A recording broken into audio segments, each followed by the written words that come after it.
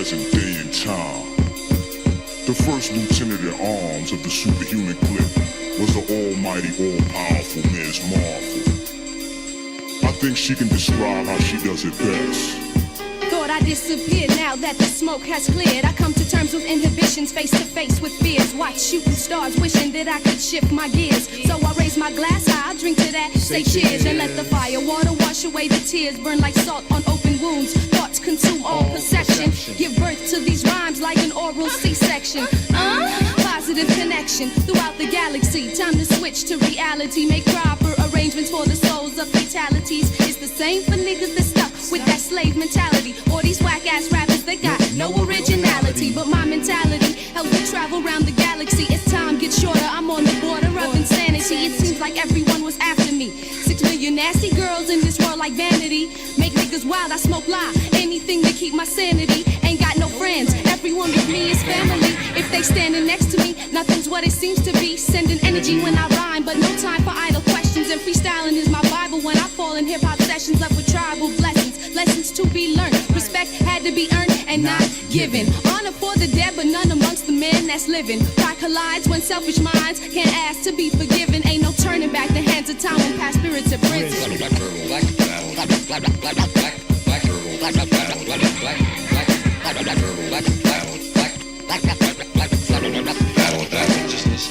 Power of the moon and the force of a sonic boom. Help you heal like battle wounds. To act shit, I'm immune. We come through like the first platoon into smoke-filled rooms. Consume the fumes like magic mushrooms from the womb to the tomb. I got a meeting in the ladies' room. I'll be back real soon. An all-pro, precise precision like a crossbow to strike the death blow. Continue with the never-ending flow. Friend or foe, gas heads go from CEO to Skid Row. See the toxic green glow as poison waters overflow. Paint a mental picture, lyrical Michelangelo. Words pierced with the sting of a Scorpio. Beats bang on to collapse the walls of Jericho. Overflow and explode. I hope you got your blunts rolled, cause the shit is the same no matter which zip code. My mind's pro, bitches just rope, sucking the diamonds out your earlobe. I keep you tracked like a barcode of Illuminati and fight these devils back with the code of Hammurabi.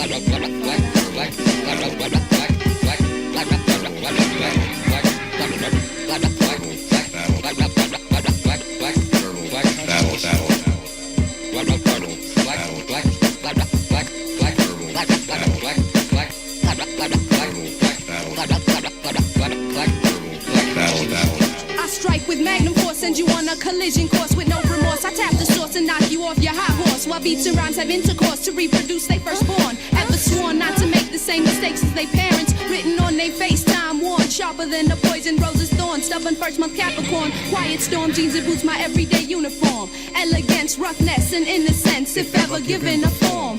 Hell hath no fury like a woman scorned. While niggas strive to conform, I struggle to break the norm. Given any platform, and I perform lyrical firestorms. I make it hot, you keep it lukewarm. From hotels to college dorms, keep these niggas souls calm.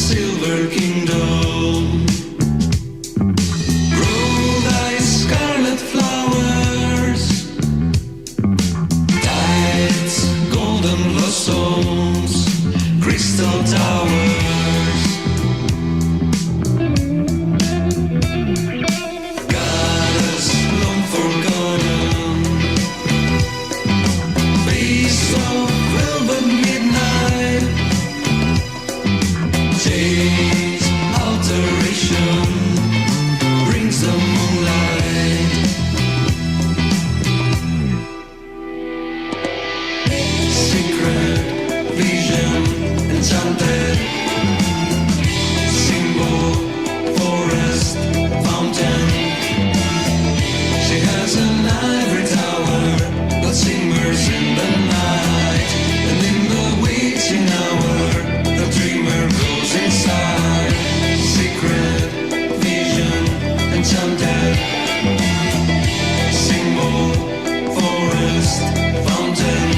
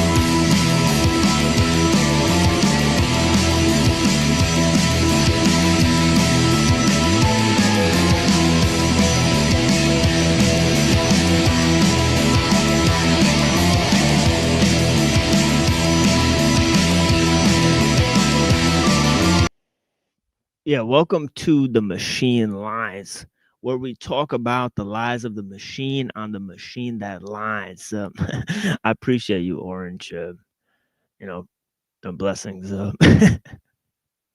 Yeah, thank you. Celebratory. Yeah, for sure. Yeah, I got you guys. You know, yeah, we'll have lots of more, visual, audio, support on the show.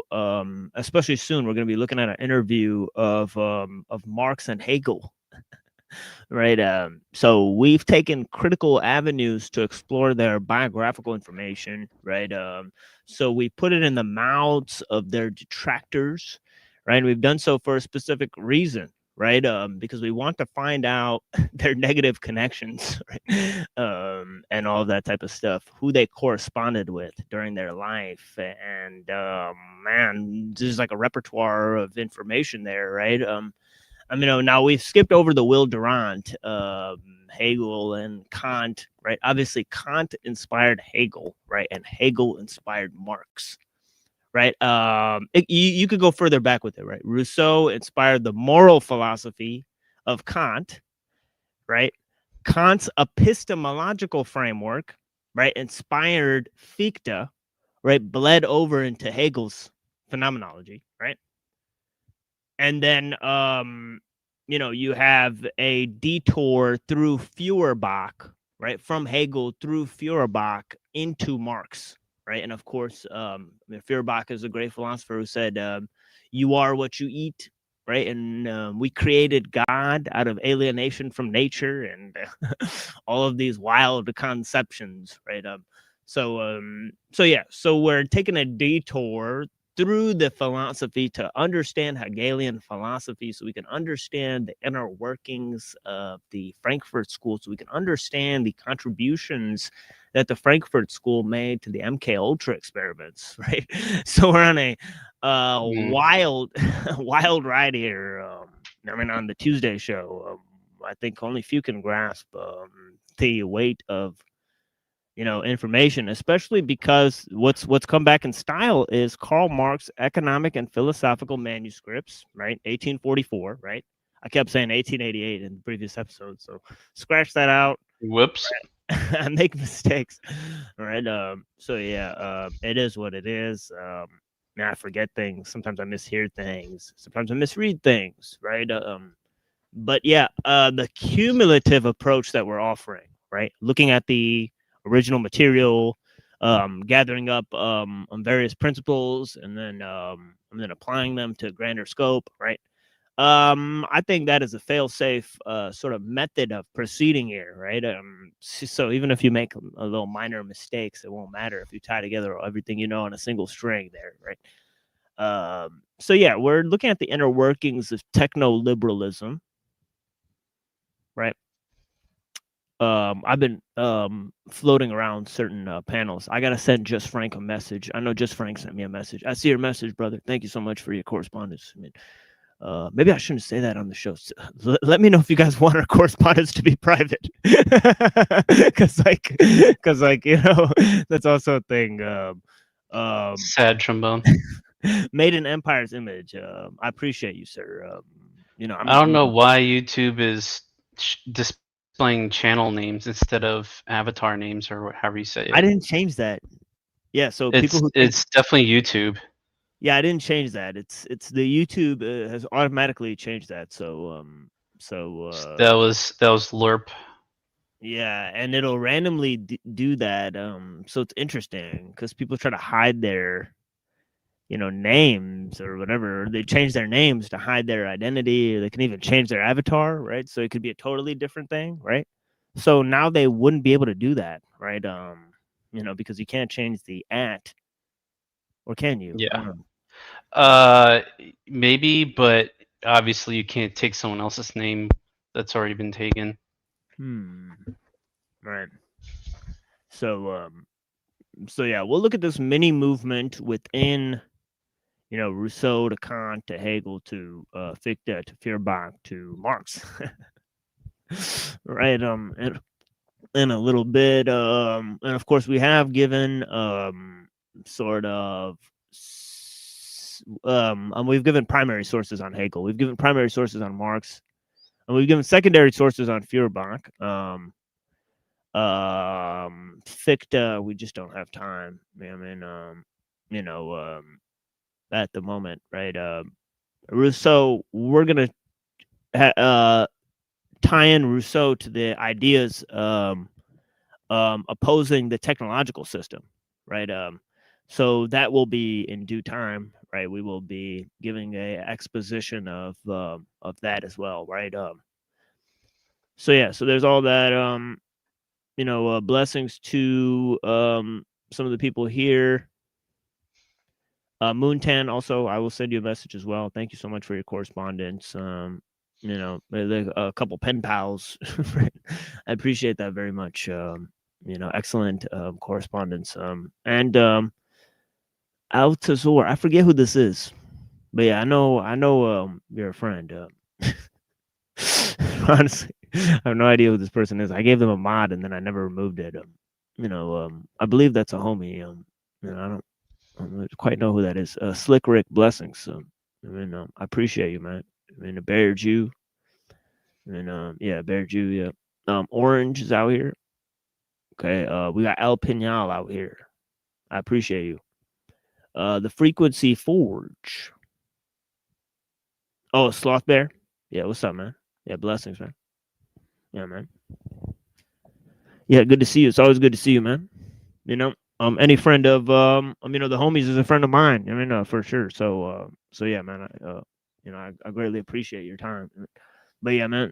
So yeah, so all the people out here, yeah, let's get into some Marxianism, right? So so what can I say? So we've been tracing this path here, right, about this world system emerging, and of course, there's several international movements, right? Right. So the international, movement of communism, right, somewhat based on this global messianic expectation of the Jews, right, the salvation history of the Jews, right. And this is because the League of the Just was a Masonic organization, right? And the certain ideas of Freemasonry are influenced by Messianic restoration, right, of the Jewish people, right? So they tie in. It's like Judaism or Kabbalah for white people or whatever, right? So yeah, so it's interesting theory there with Freemasonry or whatever, right? But yeah, so they got this idea there, right, where they sell like Kabbalah to white people as like neo-paganism, and that's basically what Freemasonry is, and we could get into the origins of the secret societies, right? Especially in the Western occult, right? They have a very distinct origin, right, or development, right? So obviously these Hermetic traditions influenced Hegel, right? In the Hermetic tradition, right, God created the world in order to know Himself, right? So this idea of the incompleteness of creation and the incompleteness of the Creator, right? Two aspects, right? There are two that comes to be, right? You know, the you know, the maker and what is made, right? Here, actually, let me get this Hegel in the Hermetic tradition. I'm butchering these lines, right? So actually, let me get this text here.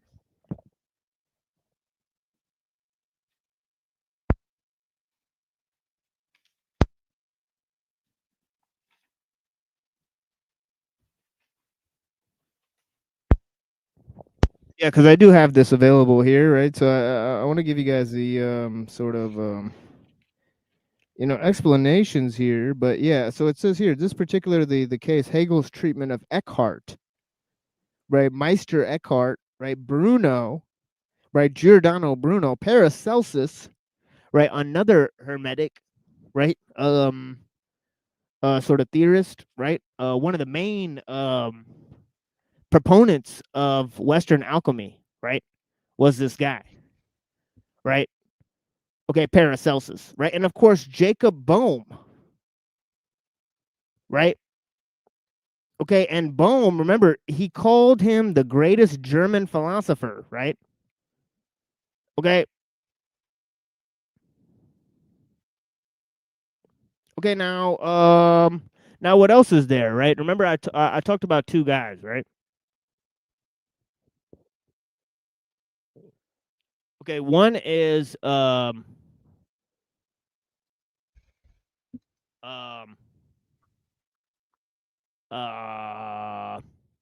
Nicholas of Cusa, right? Okay, who developed the idea of the coincidentia positorum. Okay, that every idea contains its opposite, right?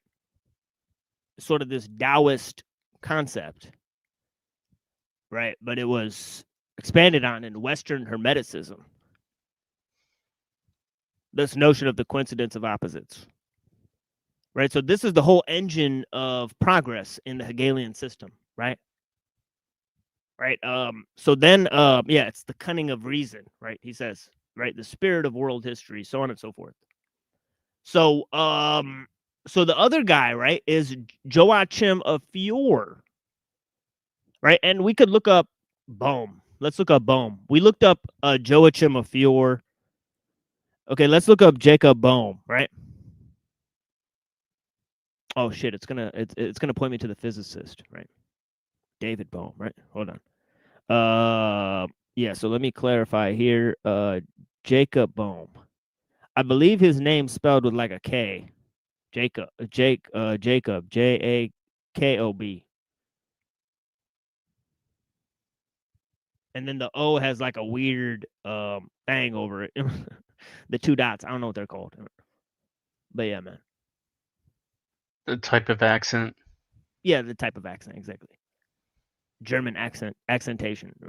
So yeah, so Lutheran Protestant theologian. Okay, so look, right in the intro it says he had a profound influence on Hegel. So it's like, he's like nothing without Hegel. I mean, okay, he's from Bohemia. That's interesting, right? Okay, where's the planet shit? There was this thing on here where he had like planets. Okay, this looks pretty fucking interesting. What could be said or not said about this, right? Cosmogony, the philosophical spirit, or the wonder eye of eternity. Very strange. Very strange. He's got a heart in the middle. This kind of looks like it's based on Empedocles. Oh, look at this Babel on the bottom. He's got numbers and stuff.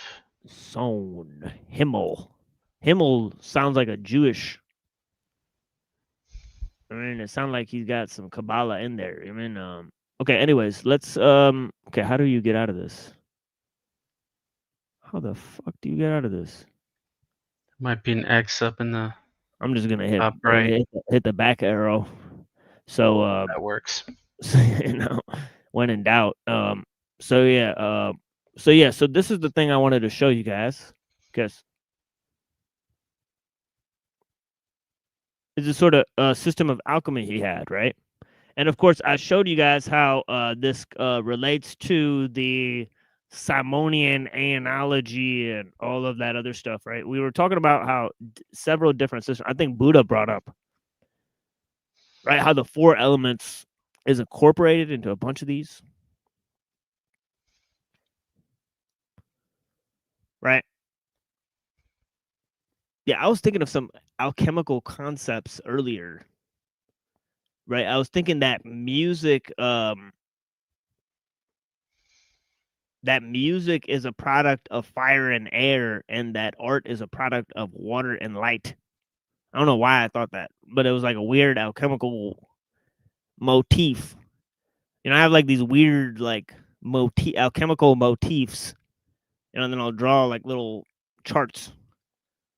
So it happens to me. You get schizoed out sometimes. You start drawing up charts, like us figuring out the elements. Yep. Right. And especially if you do enough philosophy, you learn enough cosmology, right? You start drawing up these charts, and you start putting like emotions with like universal ideas and different things. So anybody who creates a system like this, and of course Hegel was creating sort of a system of sympathetic magic, right? Apotropaic magic is also like that, right? Let me see if I can look this up.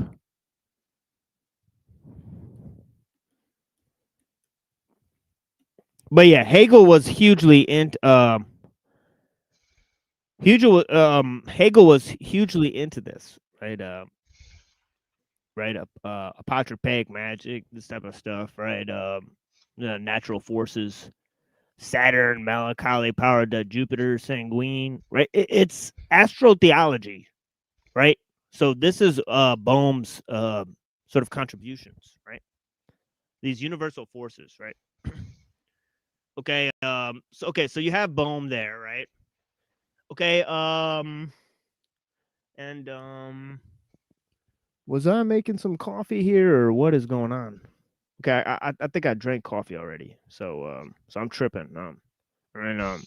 So yeah, let me just proceed with this. See what else we got here.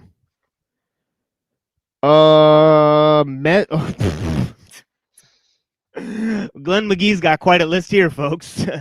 It says Hegel's library included Hermetic writings by Agrippa, Bohm, Bruno, Paracelsus. He read widely on mesmerism, psychic phenomenal dowsing, precognition, and sorcery. He publicly associated himself with known occultists like Franz von Baader. He structured his philosophy in a manner identical to the Hermetic use of correspondences. By the way, it's so weird that Swedenborg used this concept of of correspondences, right?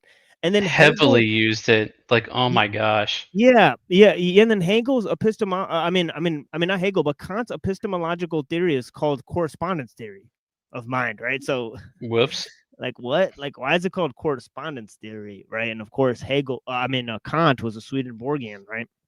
Um, Mm. so, so yeah, it's interesting, right? He may have borrowed this term. They may have borrowed lots of terms from philosophy. Not from philosophy, from occultism.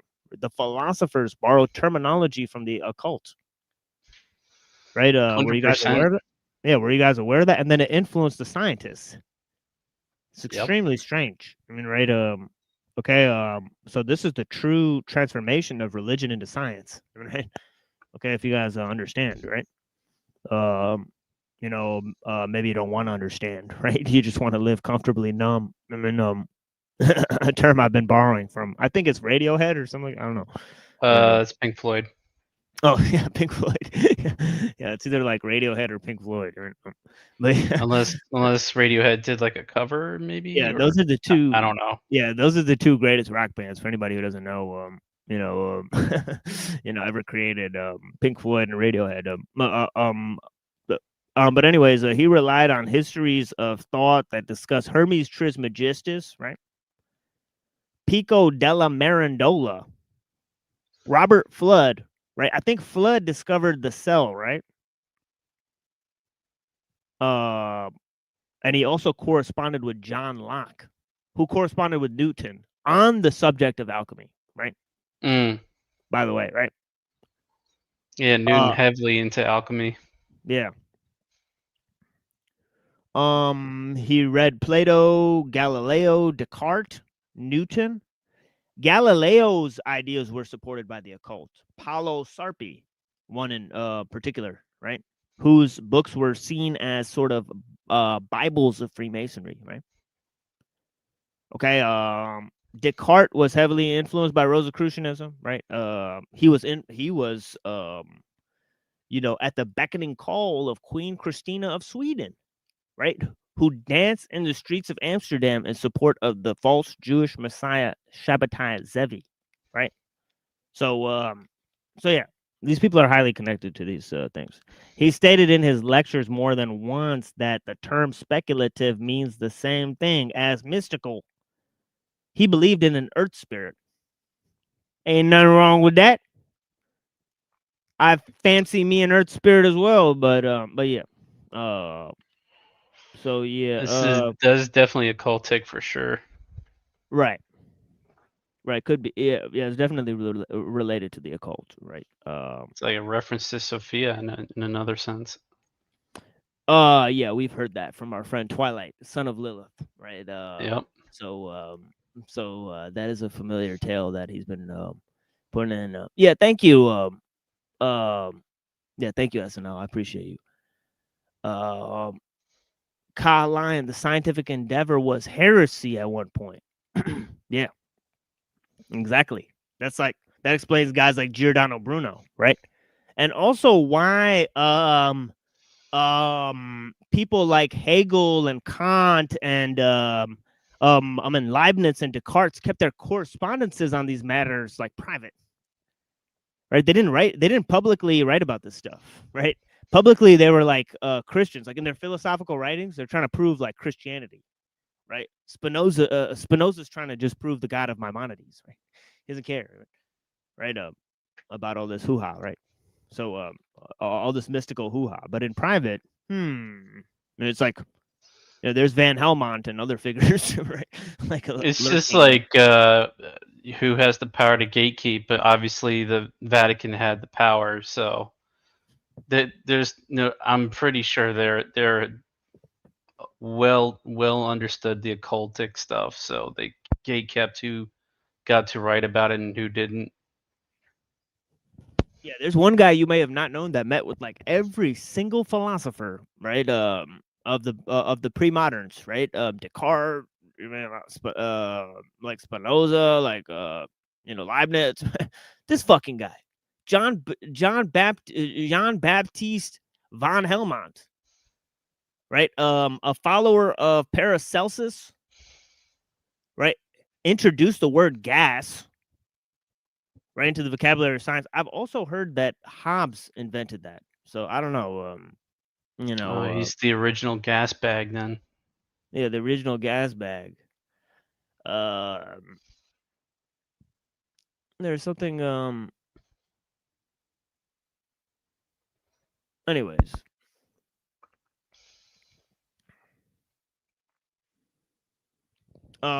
Anyways, let's go to this text here. I think I'm gonna skip. I'm trying to get to the part where he quotes the Hermetic stuff. It said he was inspired by Kant, Fichte, Schelling. Right. Okay, so I've mentioned Kant and Fichte. I did not mention Schelling. He was a contemporary of Schelling, right? And Schelling actually critiqued him and said that he stole his entire philosophy from Jacob Boehme. Isn't that weird, right? I'm talking about Hegel, right?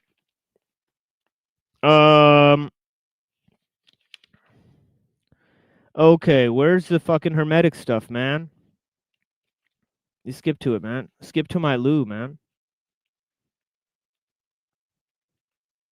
God damn it, folks.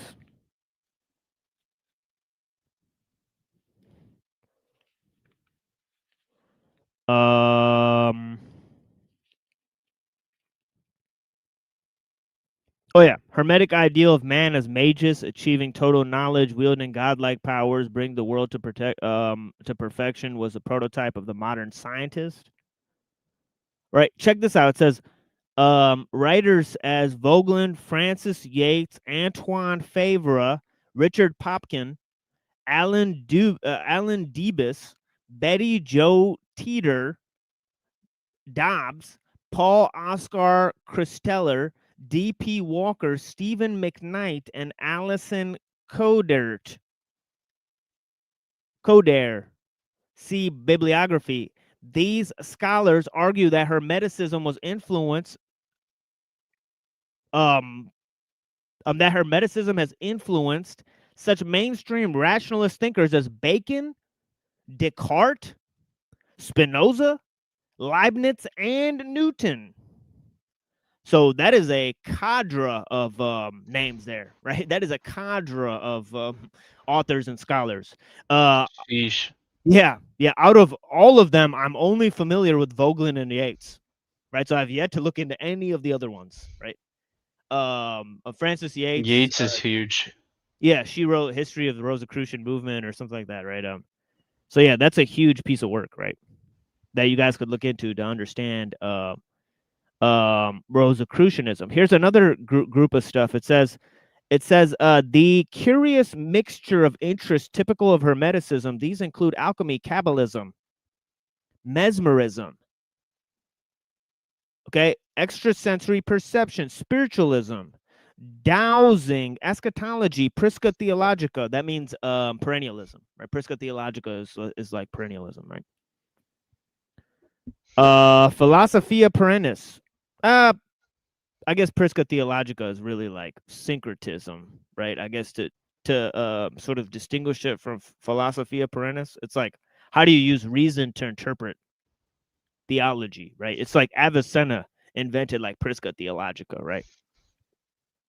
Lullism, Paracelsusism, Joachimism, right? Of Joachimita Fiore, right? Remember I was talking about that guy, right? Rosicrucianism, Masonry, Eckhartism, mysticism, correspondences, secret systems of symbolism, vitalism, and cosmic sympathies. Yeah, we heard from Buddha that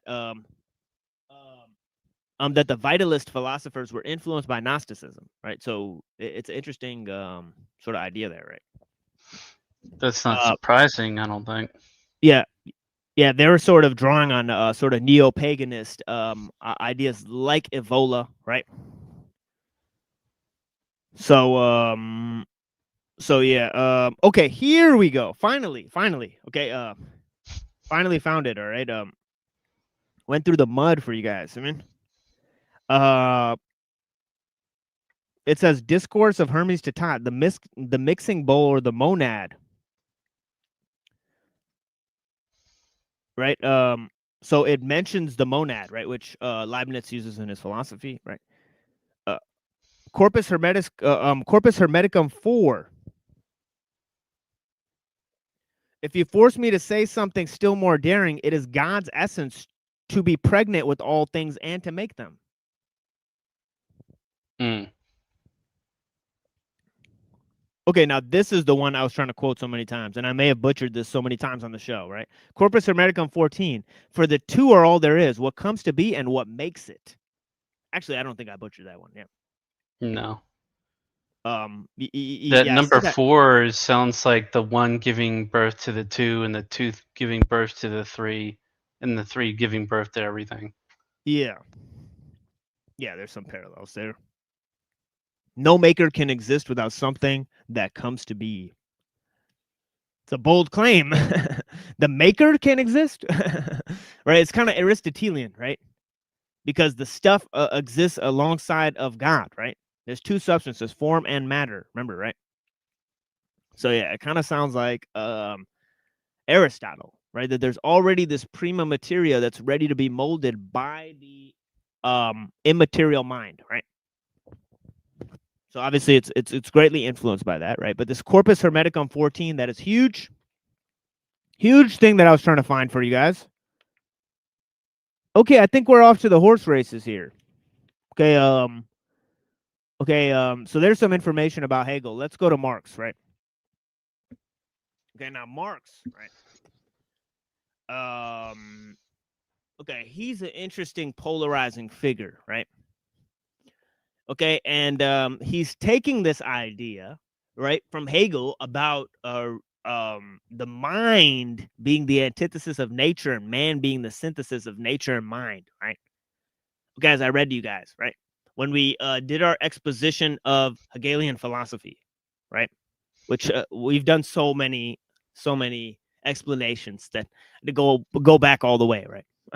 I don't even remember which episode it is. Eventually, this stuff will be clipped, right?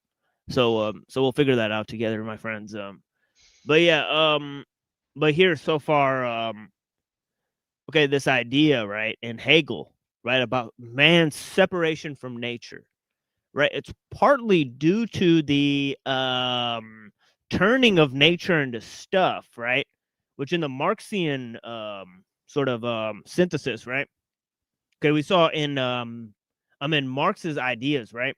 And I'm trying to find my my copy of Locke here, right?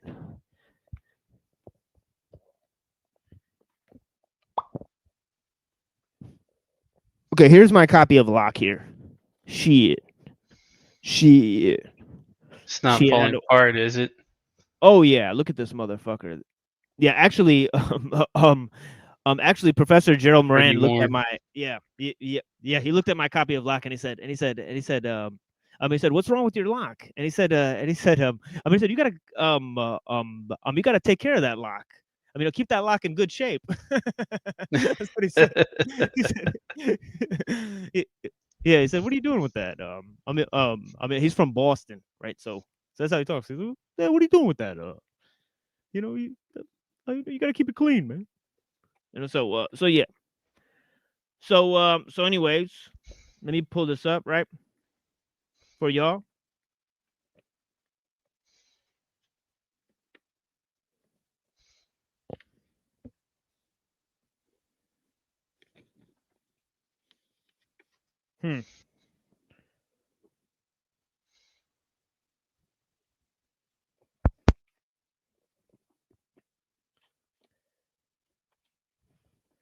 All right, I think yeah, I've lost this for now. But yeah, we did read section 42 for you guys, right? And it consisted of oh damn, here it is. All right, sorry.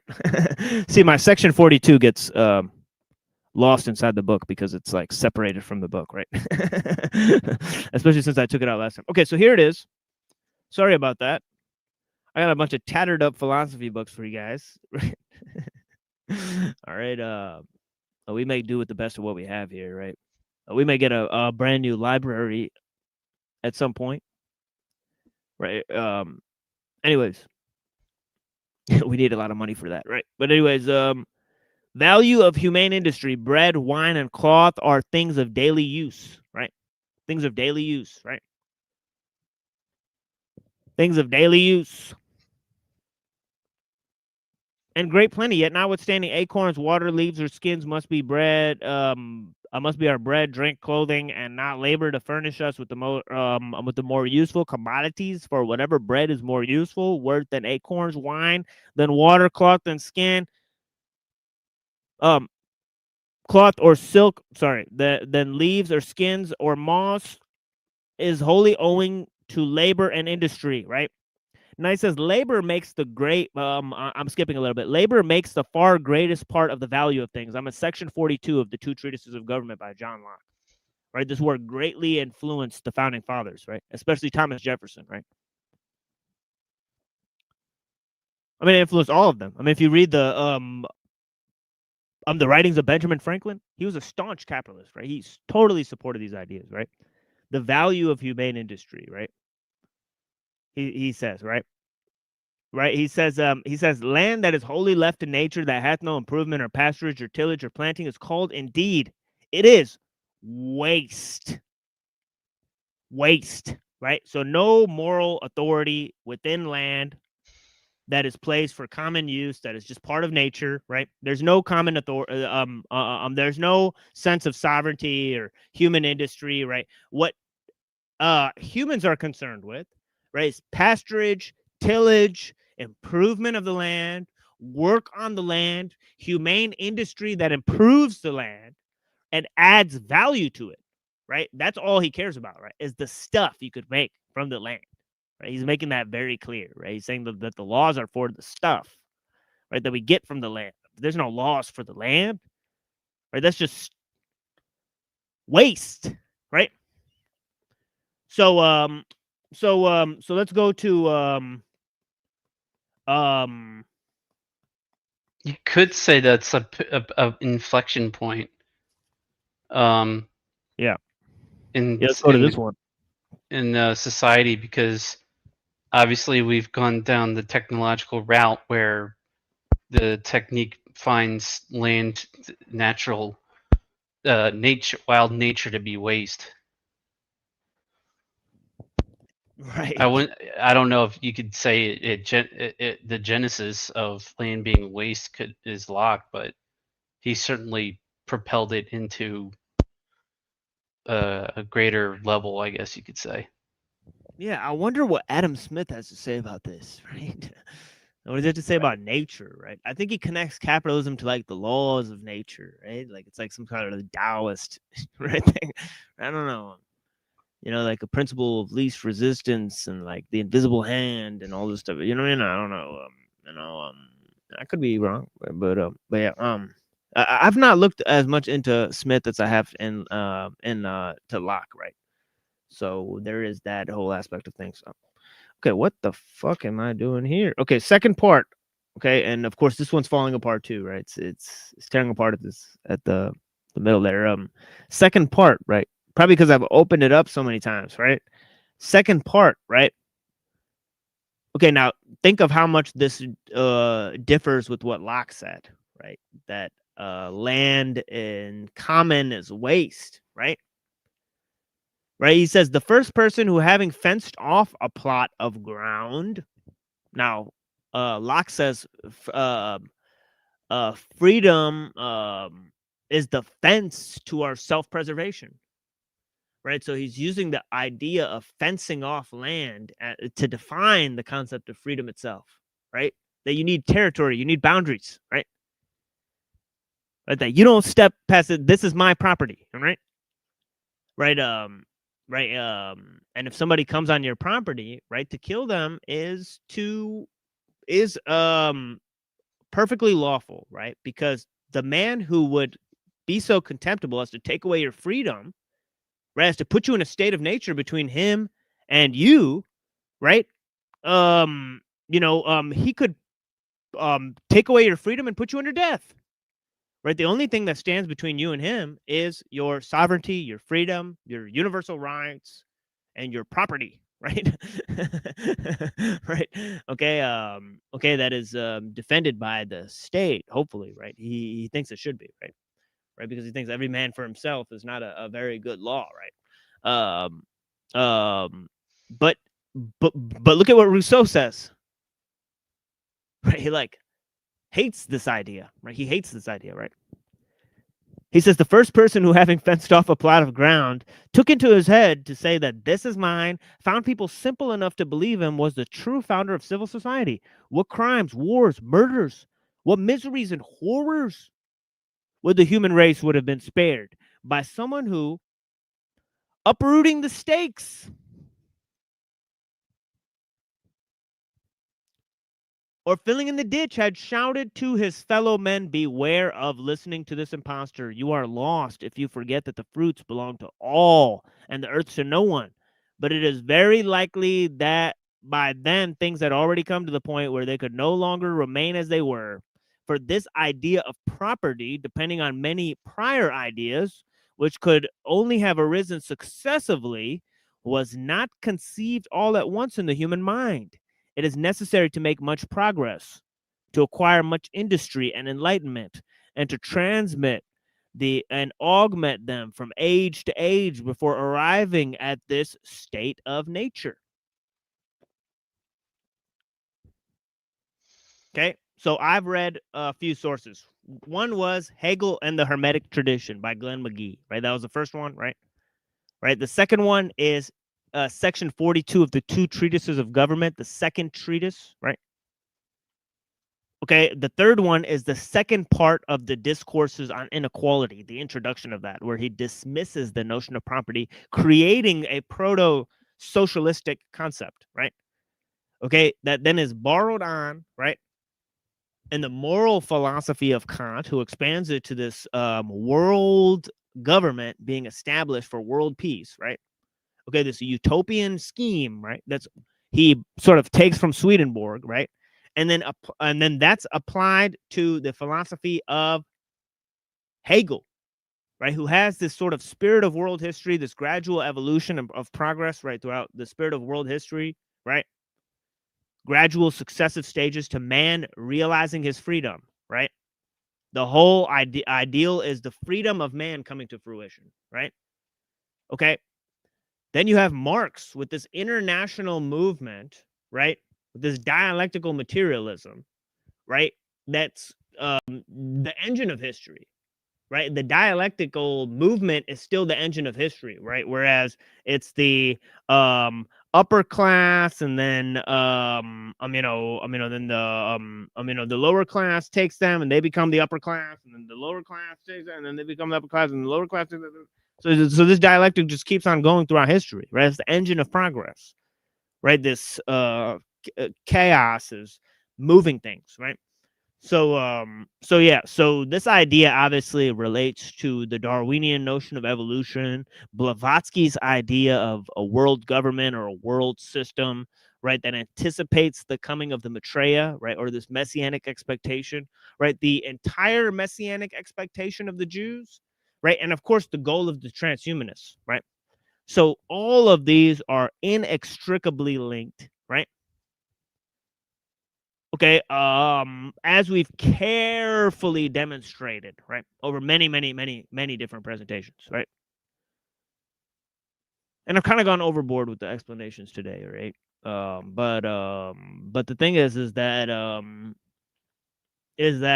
let me get back to Marx, right, really quickly, and then I'll lay down some music. Okay, and then we'll look at some historical materials, right? And I'll drop the link in the chat for you guys, right? Anybody who wants to come up, please. Right, we are accepting all types of people to come up and have conversations with us, right? We don't bite. Barring a very small group of exceptions. Yeah, very small group of exceptions that choose to spend their time on the internet consistently, right? As characters on the internet, right? So they've been detected, right? So yeah, Tango spotted. Yeah, exactly. So Okay, so moving on here a little bit, right? Okay, let me break down the how this relates to Marx, right? Okay, so Marx was kicked out of France during the French Revolution, right? Okay, he went to Germany, right? He kicked the anarchists out of his out of his political movement. He kicked the Messianic Jews out of his political movement, right? He started a sort of secular movement, scientific socialism, right? Okay, and it's sort of supported by this Masonic goal, right? Right, right, and of course he's taken Hegel's ideas, right? And in this philosophical, in the economic and philosophical manuscripts, right? Okay, he's quoting people like Saint Simon, right? Okay, who's one of the a sort of occultists that influenced Martinism, right? So so he's quoting Saint Simon, right, who's kind of a socialist, right, who's kind of like a proto-psychologist, right? Okay, he's getting up to plant a tree of liberty, okay, in the marketplace with Schelling in support of the French Revolution. He thinks Napoleon is the world spirit on horseback. This is Hegel now, right? Now, Marx is influenced by all this, right? The spirit of world restoration, right? The messianic expectation that's shared by the Freemasons and the Jews, right? One of the goals of the League of the Just, like their mission statement, is the coming of the kingdom of God on earth. Right? So they're aligning themselves with this messianic expectation, right? Okay. Now, now what else can I say, right? Now, in terms of his philosophy, right, there's 3 steps, right? One is the universality of man, right? Is this idea of universalism and this idea of treating nature as a commodity, right? The commodification of nature, right, leads to the commodification of man himself being part of nature, right? Okay, and this commodification of man himself leads to this externalization, right? Right, of this process of commodification, which leads to alienation, right? And strife for man himself, right? And once you become alienated from nature, right, then it becomes the total prostitution. He says universal prostitution of man, right? In the subjugation of nature as the feminine spirit, right? And this subjugation of nature constitutes our separation of nature, our understanding of a species being, our turning into man as a commodity, right? The commodification of man, right? And the universal prostitution of man, right? Of him becoming like a prostitute to be used, right? In the process of exploiting profit, right? So so that's the part we're on. The part about universal prostitution. So if you guys want an explanation of how Marx explained this idea, right? And you have a sort of quasi-feminism here, right? But of course it's borrowed from the Hermetic flavors, right? That nature represents a dark, negative material impulse within matter, right? Right? This insight was shared by Newton, right? Probably where he got the idea of gravity. Right? But anyways, let's get to a bunch of other stuff. Let's put some music on for you guys, right? We'll be right back. Okay, with Marx, Hegel, right? More information about Marx and Hegel. We'll see how much we can get through, right? We'll read the economic and philosophical manuscripts. We'll read some of Herbert Marcuse. I've yapped for too long, so we may not be able to get to other things, but I think it was important nonetheless. This is a series of presentations that has been going on, right? I've dropped the link in the chat for you guys. If you guys want to come up, I think I accidentally did that twice. Son of a bitch. All right, here's this link that Lanza put there. Blessings to all the people. Thank you so much for being here with me. And here's a music break for you guys. We're at the hour mark. And so lots more information about Marx and Hegel to supplement our presentations that we're doing on the exposition of material that we're doing on Wednesday and Saturday, right? So yeah, blessings, friends. Thank you guys for being here. And of course, I've cited all the sources that I use there, right? So you guys look that up yourself. And I almost thought I lost section 42 of my lockbook. Oof. God damn. Stressful. But yeah, let's okay, let's just go with this. The Lotus Buddha. Right?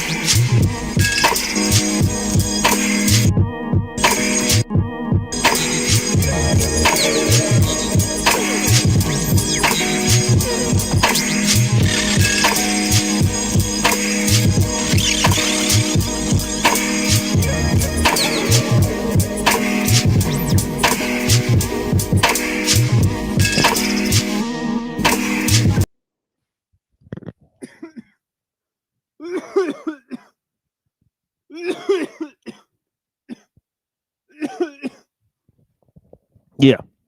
Yeah, it's not odd to hear me coughing after those music breaks. I'll be taking a little smoke break and smoke the cannabis. But yeah, very strong. But yeah, Avian Buddhist channel is on the bottom here. Okay, I've talked for so long, right? Let's open up some sources and things and let's see what's going on here. Okay. Talked way longer than I'm supposed to, maybe an hour here. So yeah, let's I'm in the yeah, actually there's a 15-minute intro, so it's like 45 minutes. But yeah, that's still a lot. Let's move on here. Right? To this thing, right? Hegel in 90 Minutes by Paul Stuthern. Right, and it's kind of funny. I mean, honestly. But yeah, the really juicy stuff is when he gets to the stuff about the state.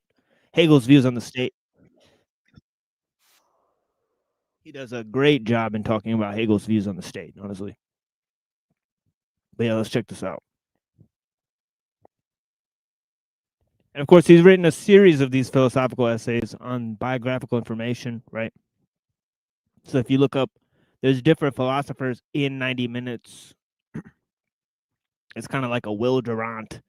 If you guys are familiar with the work of Will Durant, he writes very notable tie-ins between like philosophers and their historical context of their work, right? It's like excellent material, right? But yeah. Obfuscation. But this was no philosophical system where the truth can sometimes remain obscure until long after its author's demise. The landlady named Hegel as the culprit.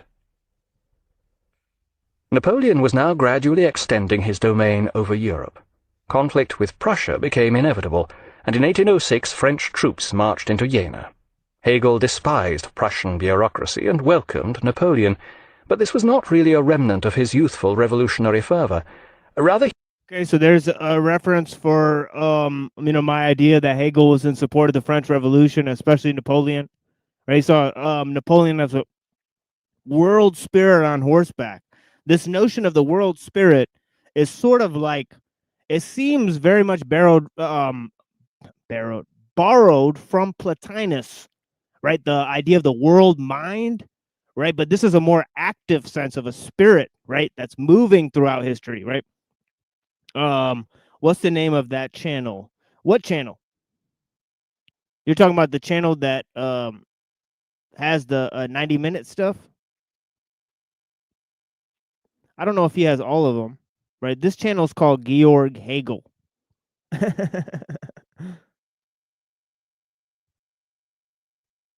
Very useful channel about Marxism, right? He's got like lots of interesting material about Marxism on this channel. Georg Hegel. He's got Michael Parenti interviews and stuff. Howard Zinn, who's a democratic socialist.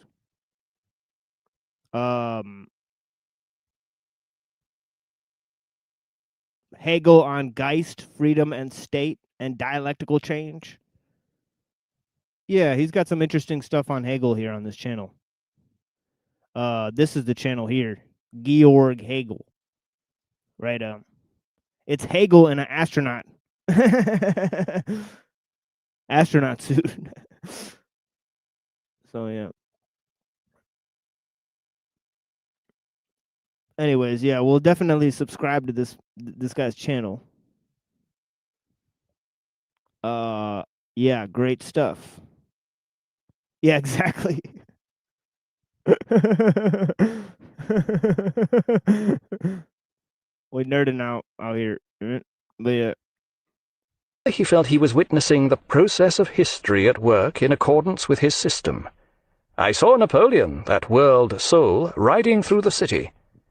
Next day, French soldiers began looting and setting fire to the houses in his street, and Hegel fled to the house But yeah, like I said, this work right here is called Paul Stuthern, Hegel in 90 Minutes, and he wrote a bunch of different essays of this. He wrote like Descartes in 90 minutes, Spinoza in 90 minutes, right? So I've not seen all of them, right? But I've only listened to this Hegel one, right? But yeah, this was, I think, a very useful presentation in getting to know who Hegel was, right? I know, he's like a weird dude for sure. a nearby professor with a manuscript of The Phenomenology of Mind in his coat pocket. Judging from the size of this work, he must have been wearing a very large coat. Here, Hegel completed the final sentences of his masterwork while the French and German armies battled outside the city. According to one story, when Hegel heard the soldiers returning, he interrupted his work to peer out the window and ask, "Who won?" The French had won the Battle of Jena, and Hegel was overjoyed. The world soul was continuing its advance through the soulless world. But after the battle, the university was forced to close down, and Hegel found himself practically broke again, reduced to living off his stipend. The following year, The Phenomenology of Mind was published. This book is generally considered to be Hegel's most masterful and complex work. Kant had already set 800 pages as the required length for a German philosophical text, and here Hegel showed he was up to the standard. So in that, he's talking about Kant's critique of pure reason, right? So sometimes, like, it's like you got Kant's critique of pure reason, right? Then you got Hegel's phenomenology. Then you got Heidegger's being in time. And it's like they're these massive tomes, right? They're like, 1,000 pages and shit like that, and it's like, you're better off reading an abridged copy and then looking at lots of secondary sources to even try to study it, right? It's a huge undertaking, right? And of course it's in German, right? So you have to compare translations and stuff, right? It's a mess, right? They left behind a mess, right, with these philosophical systems, right? Yeah. Anyways, of his great predecessor. by the way, Kierkegaard was hugely against Hegel. This is my huge support of Kierkegaard's philosophy, right? I'm a huge proponent of Kierkegaard, especially in his unscientific postscript, where he sort of bashes Hegel's philosophy, right? I got a lot of usefulness from that, right? So there's some references for you guys, but anyways. But where Hegel far outshone Kant was in the prolixity of his prose style. As an example, I have purposely chosen one of his clearer, simpler sentences. Meanwhile, as mind itself is not an abstractly simple entity, but a system of processes wherein it distinguishes itself into moments, but in the very act of distinguishing remains free and detached, and as mind articulates its body as a whole into a variety... mind remains free and detached above the thing that it's observing, right? So this whole idea that mind is separate from nature is pretty evident within these statements that he's making here, right? Let me go back a little bit and hear that again. As mind itself is not an abstractly simple entity, but a system of processes wherein it distinguishes itself into moments, but in the very act of distinguishing remains free and detached, and as mind articulates its body as a whole into a variety of functions and designates one particular part of the body for only one function, so too one can represent to oneself the fluent state of its internal existence, its existence within itself, as something that is... Existence within itself, right? The mind, right? As separate from matter that it observes, right? So he's kind of expanding on Kant's correspondence theory and then using the phenomenology, right, of Fichte as a starting point for his own sort of epistemology, right? And his explanation of mind, right, as he explained, right, as a system of processes, right? Articulated into parts, and so on. This Matterhorn of a molehill may appear hilarious taken one sentence at a time, but after several hundred pages you may find the joke wearing thin. Yet do not be deceived into thinking that the entire work is like this. Hegel gradually, very gradually, built up to a final apotheosis in which absolute knowledge was described. It's difficult even to conceive of a sentence of over half a dozen lines that remains throughout its entire length utterly bereft of meaning. Just try. But by now Hegel had the bit between his teeth, and could manage it for pages on end.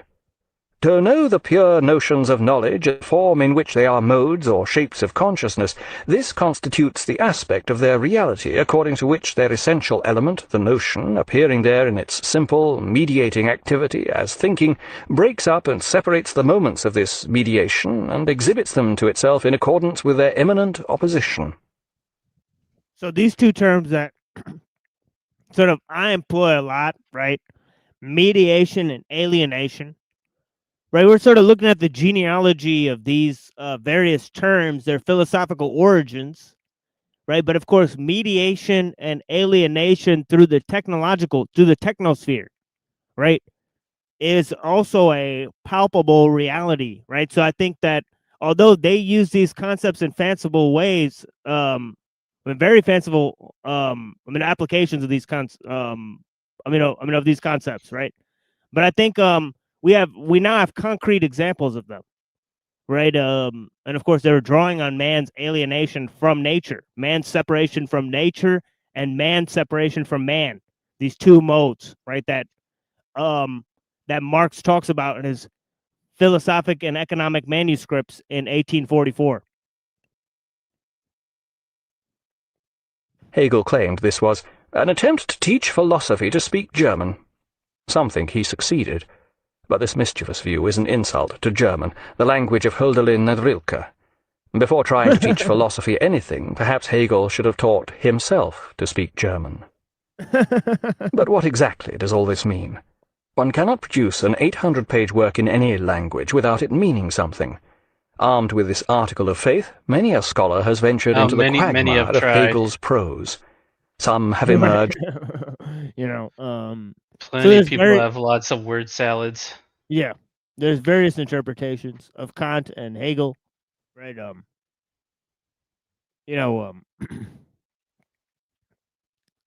As Marxists, others as existentialists, and still others have not emerged at all, the Hegelians. In the end, it took Hegel 10 volumes to summarize his philosophy. The new definitive edition of his work. I think the Frankfurt School most clearly synthesizes existentialism and Marxism, right? They're sort of like Freudo-Marxian, right? And as I explained earlier, they're putting a pretty face on Hegel and Nietzsche, right? They're turning Nietzsche into Freud, right, through this idea of repressed feelings, right? And sublimation of power and sublimation of the will to power, so on and so forth, right? And they're turning the Marxian idea, right, into a social concept, right? Talking about man's integration into society as a whole, right? And so they're taking this idea as Rousseau talked about in his Social Contract, right? To sort of meld man into this collective spirit, right? Anyways. By the Deutsche Forschungsgemeinschaft is expected to run to more than 50 volumes. So any attempt to encapsulate Hegel's thought is like trying to infer, from the tiny bone at the tip of the dinosaur's tail, the huge, lumbering, extinct beast from which it originated. In The Phenomenology of Mind, Hegel describes the logical process by which the human mind rose from simple consciousness through the stages of self-consciousness, reason, spirit, and religion to absolute knowledge. This contains the blueprint upon which he was to base his great all-embracing system. Hegel's system... Look at this. You guys see that sort of quasi-evolutionary, sort of progressive dispensationalist sort of process, right? It evolves in successive stages, right? Getting more and more closer to the ultimate truth of things, right? So let's take a look at that sort of evolutionary development again, right? Trying to infer, from the tiny bone at the tip of the dinosaur's tail, the huge, lumbering, extinct beast from which it originated. In The Phenomenology of Mind, Hegel describes the... Okay, here's the part I was trying to get to. I went back too far. This part right here. Logical process by which the human mind rose from simple consciousness... through the stages of self-consciousness... reason... right? So it understood itself, then it developed reason, right? Probably to understand the world, right? Spirit and religion to Okay, then it's spirit and religion, right? Absolute knowledge. And then to absolute knowledge. So there's something above religion. That sounds pretty occultist right there, right? Right? Like knowledge is above religion, right? Who would have thunk it? Who would have thunk that knowledge is above religion? Right? You know? you should be seeking this knowledge to expose evil. That's something Christians are No, supposed to no, do. we don't seek knowledge. That's Gnosticism. Well, I mean, like direct experience of God, that kind of knowledge would be above religion, wouldn't it?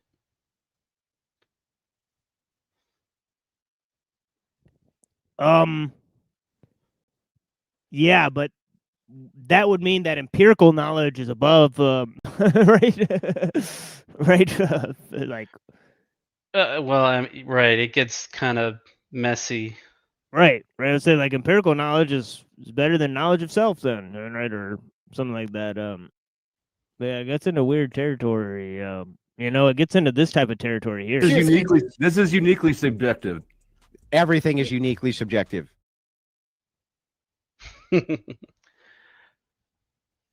Well, I mean, it's definitely messy for the materialist. I mean, they wouldn't be able to posit that claim that knowledge is above religion.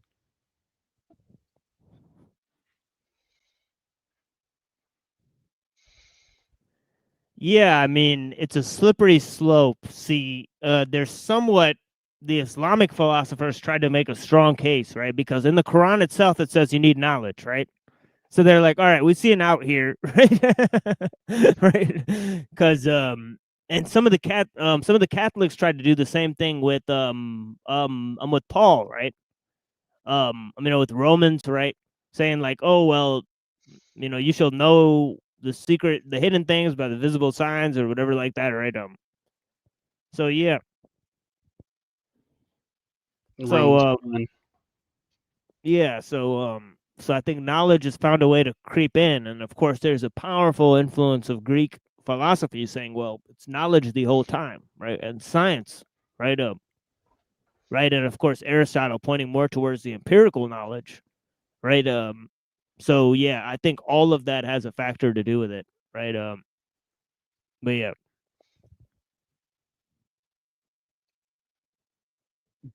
This contains the blueprint. Just try and make this quick. Yeah, go ahead. Shoot. It just comes down to the issue of if you can separate empirical knowledge from like knowledge that your spirit ascertains, I guess. Right. And that's where like it seems like that there's a type of knowing, right? But I don't think you could separate it from knowing itself, right? So I think that there is a type of knowing without learning, right? Yeah. So I think in terms of Plato, that could be like anamnesis or something like that. Right. Because the truth is already out there. But I don't think it's like Kant, where like you have internal cognitive makeup that helps you see things out there and even influences it. Right? I think that's false. Right? Yeah, I would lean towards Plato on that one. Right.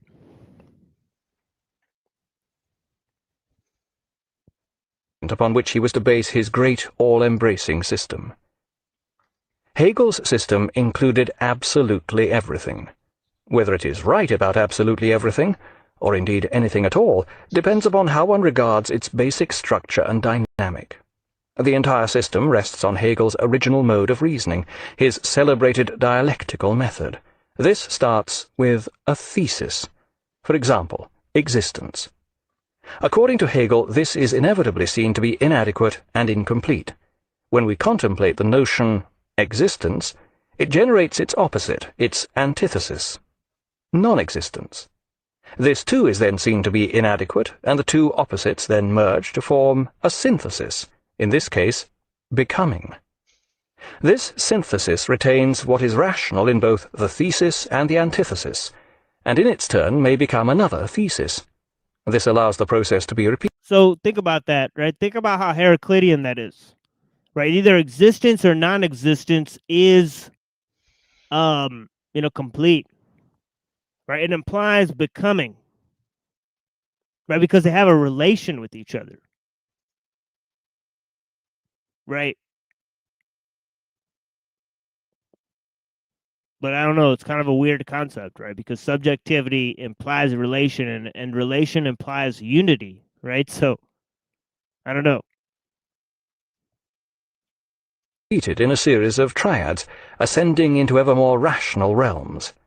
As it becomes more rational, it becomes more spiritual, and as it becomes more spiritual, it becomes more conscious of itself and its own significance.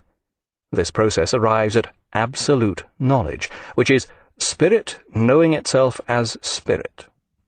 But the vital element of the system remains the dialectic, which operates at all levels, from the loftiest spiritual realms to the murkier processes of history, art, science, and so forth. Okay, let's hear 3 more minutes of this. I'll try not to interrupt, and then we'll move on to Thomas Sowell on Marx. Right. Famously, Nick Fuentes said that he became interested in politics by reading the work of Thomas Sowell. So who would have thunk it? I mean,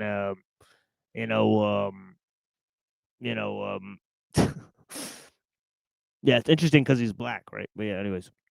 Example of Hegel's dialectic at these levels is thesis, architecture, antithesis, the romantic arts, synthesis, classical sculpture. Whether or not the above argument bears any relation to the truth as we see it is not our concern for the moment. It is presented merely to illustrate Hegel's method and the sort of material he put through this universal mincer.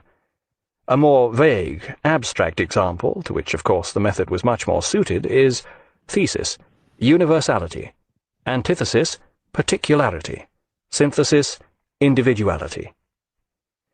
Hegel's dialectical method, which he referred to as logic, sprung from a laudable ambition. He wished to overcome the main deficiency of traditional logic, the fact that it was entirely vacuous. Logic never says anything about anything but itself. Take, for example, a traditional argument such as, all philosophers are intellectual megalomaniacs. Hegel is a philosopher. Therefore Hegel is an intellectual megalomaniac. Logically, this argument would be just the same if it were about wizards, magicians, and Merlin, so it could be written, all A are B. X is A, therefore X is B. The logical form remains the same regardless of the content. According to Hegel, the aim of logic is truth, but if the truth is empty of content, what is it? Nothing. The empty truth of this traditional kind of logic gives no information. It cannot discover the actual truth. Hegel wished to overcome this separation of form and content. His argument runs as follows, and he intended that it should be absorbed in its entirety. Leaps of ordinary logic, which may defy our credulity, are resolved when the argument is viewed as a whole, we are assured. Hegel begins by saying that logic is the study of thought. As we have seen, the dialectical process ascends toward mind, or absolute spirit. Mind is the ultimate reality, abstracted from the particular forms it assumes in the natural world. It is mind that shapes the world, therefore a study of how... So there's the dualism right there, right? Okay, mind is above nature, right? And mind is detached from the personal experience, right? It's kind of a universal, right, mode, right? Mind works, thought, will reveal how the world works. From the above argument, it follows that there is no objective reality independent of thought. Indeed, in The Phenomenology of Mind, Hegel argues that thought is objective reality, and vice versa. The two are one and the same thing. This means that when logic is directed toward thought, it is also directed... Yeah. How is that even possible? Yeah, the real is the rational or whatever.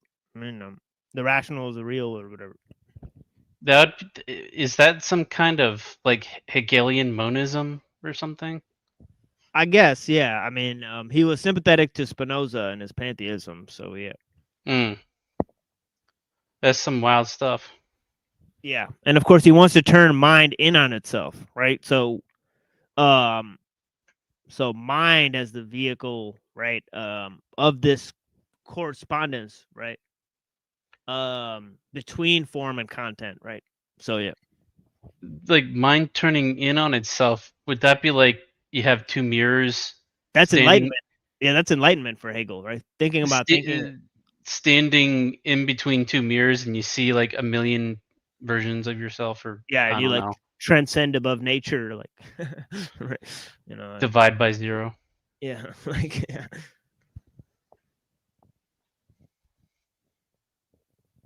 Toward reality. The subject matter of logic is thus the truth as it is. So the dialectic, with its triadic method of thesis, antithesis, and synthesis, has both form and content. It works the way the mind works, and it deals with the truth as it is. A thesis generates its antithesis through its formal inability to accommodate its content in its entirety. Okay, let's go to the Sowell on Marx here. And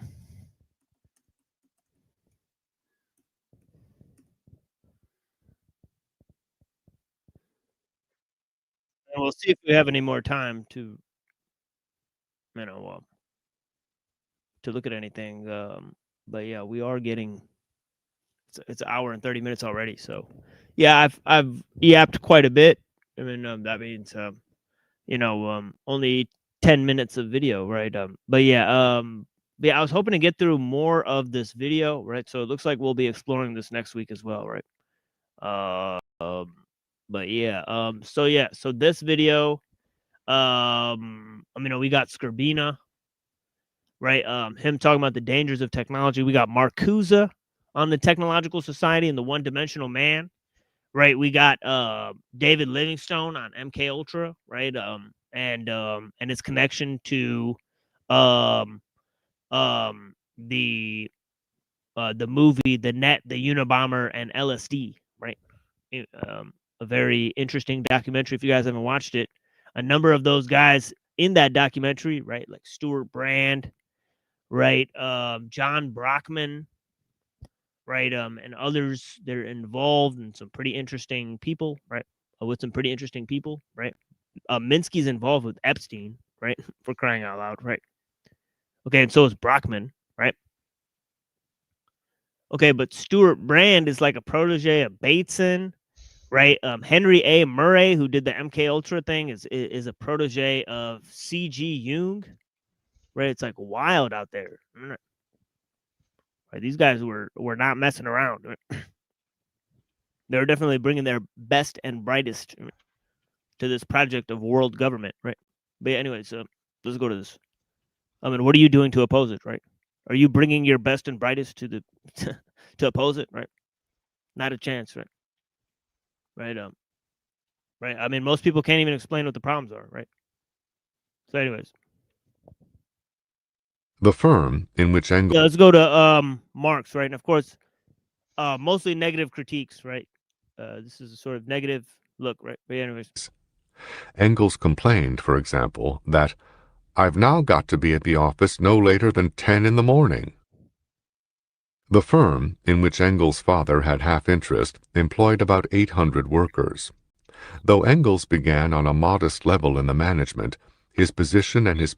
Yeah, greetings, sir. How you doing today? Yeah, good morning. I'm doing fine. How are you? Yeah, I'm okay. It's good to talk to you. Yeah, blessings. Yeah, I hear the chickens crowing there. Yeah, it's 9 o'clock in the morning. Nice. Yeah. Yeah, we're looking at some information on Karl Marx here. By the libertarian philosopher Thomas Sowell. So yeah, it's pretty weird. Yeah.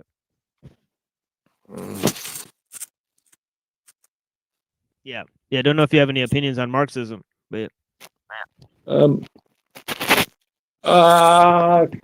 yeah, I've read bits and pieces of it, I suppose, in the past. But I'm moving on. It's like I want to. We've got to start. We've got to start standing our ground, for fuck's sake.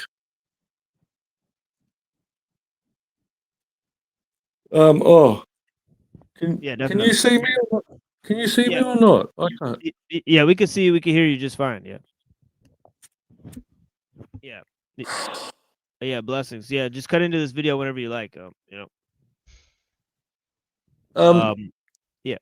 Yeah, no, I wanted to change the subject a bit, but when you're ready, I'll just keep quiet until you're ready. Give me a call. Talk. Yeah, I mean, yeah, for sure. This is just gonna go on for like maybe 5 or 10 more minutes, and then yeah, yeah, I'd be I'll happy to mute. engage you. Yeah, I'll bless you. mute. I'll mute. Hay rose over the years until he was able to retire at age 50 with substantial funds for himself and at the same time provide a very generous annuity that relieved Marx of financial worry for the rest of his life. But before reaching that point, the financial position of Marx and his growing family was often dire and occasionally desperate. In 1850, the Marx family moved into the slums of London, where they spent most of the next 20 years. During this time, it was often difficult for Marx to come up with the money to pay the rent, buy groceries, or pay his bills. The family often dodged creditors, were evicted for non-payment of rent, on some occasions had to live on bread and potatoes, frequently pawned their meager belongings, and had 3 children die amid the squalor, including one for whom there was no money for a burial until a gift was received for that purpose. Yet, despite the very real and very painful poverty in which Marx often found himself, his known sources of income were sufficient for a lower middle-class family standard of living at that time, and was about 3 times the income of an unskilled worker. A contemporary German exile with a similar income to Marx's boasted of eating luscious beefsteak regularly. Marx's only regular earnings were as a foreign correspondent for the New York Tribune, but Engels supplemented this even in the early years before his own finances were solid, and other gifts and inheritances added materially to Marx's resources. The problem was Marx's chronic inability to manage money, and especially his and his wife's tendency to splurge when large sums came in. Moreover, Marx spent at least £100 on a futile lawsuit against an obscure slanderer named Vogt, enough to support a family for months in those times, and wasted still more money and time on a long-forgotten book of rebuttal called Herr Vogt, for which he was sued in court to collect the unpaid costs of publication. In 1864, Marx received a number of inheritances that added up to 10 times what he had been living on annually, and yet he was still debt-ridden in 1868, when Engels came to his rescue by paying off Marx's debts and then giving... So one of the really delicious parts of this was Engels accusing his father of forced labor, right?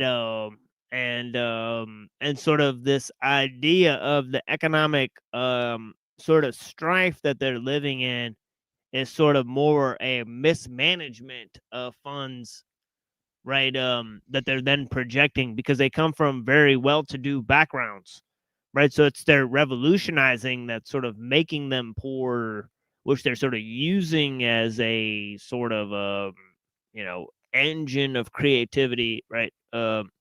And fostering this global revolution or whatever, right? So, an annuity. Ironically, Marx's most important research and writing were done during these years of travail and heartbreak, and he produced little during the last dozen or so years of his life when he led a prosperous bourgeois existence. During the 1850s, he buried himself in the reading room of the British Museum during the day, studying economics. Until late at night and into the wee hours of the morning, he scribbled the voluminous manuscripts that represented several abortive attempts to write the book that eventually emerged as Capital.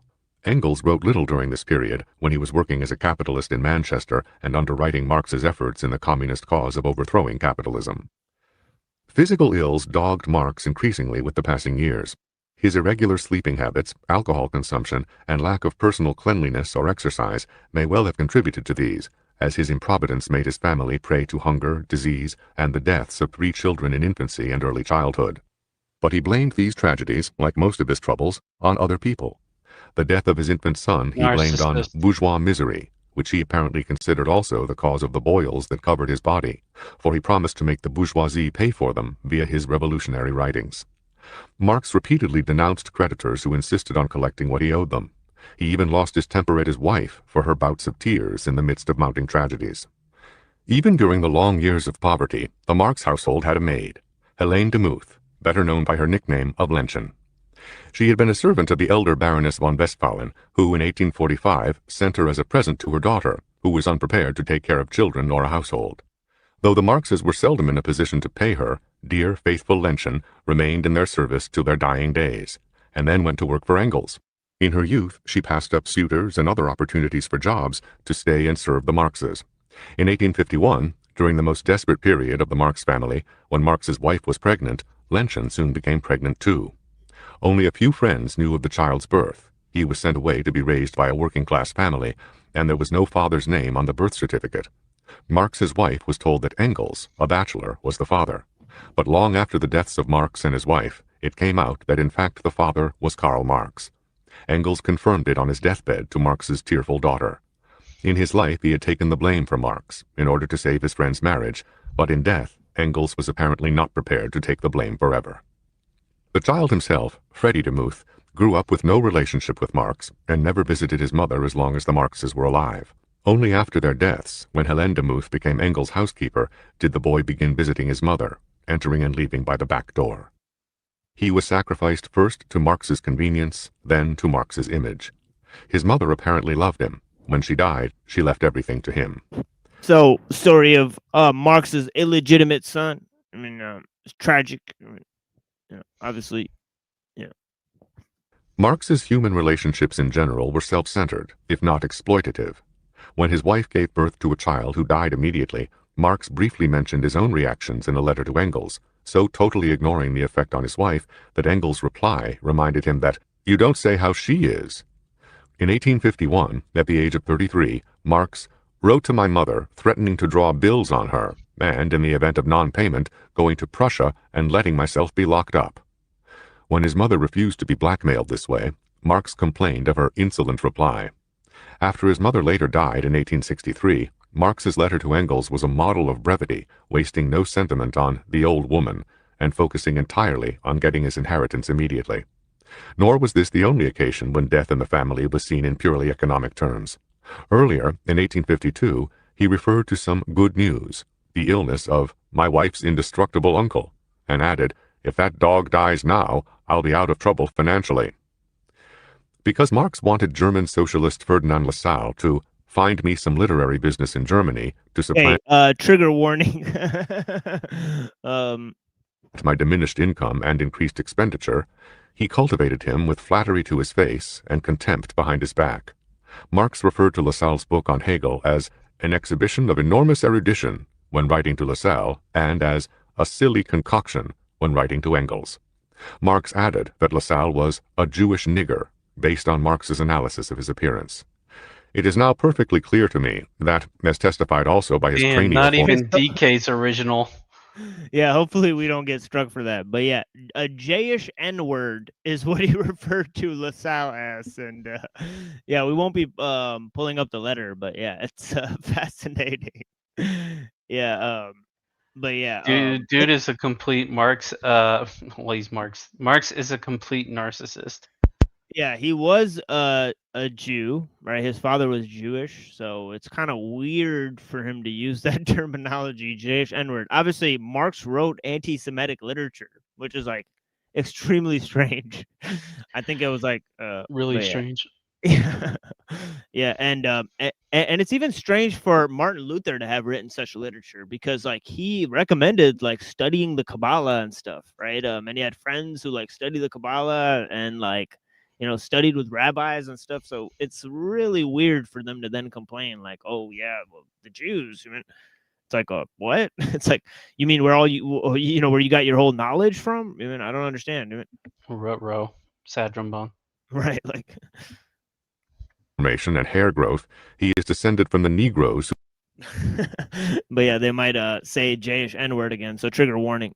Who joined Moses' exodus from Egypt, unless his paternal mother or grandmother was crossed with a nigger. Well, this combination... Well, anyways, this idea from... This is for educational purposes only. Yeah, these are the words of Thomas Sowell. But yeah, anyways, yeah, Moses was known to have like a black wife, Ethiopian wife or whatever. So he's referring to, he's now disparaging Moses, right, for being a J-ish. You know, for his you know, his cohort of Jews, of Moses, of being J-ish N-words. So yeah, swell guy, Marx. Of Jewish and Germanic stock with the Negroid basic substance is bound to yield a strange product. The fellow's importunity is also nigger-like. Engels likewise seized upon Lassalle's ancestry, called him a true Jew, and from Fürst to last, the stupid Yid. Crude and repulsive as Marx's and Engels' racial remarks to each other often were, there is no need to make them still worse by putting them in the same category as 20th century racism that has justified genocide.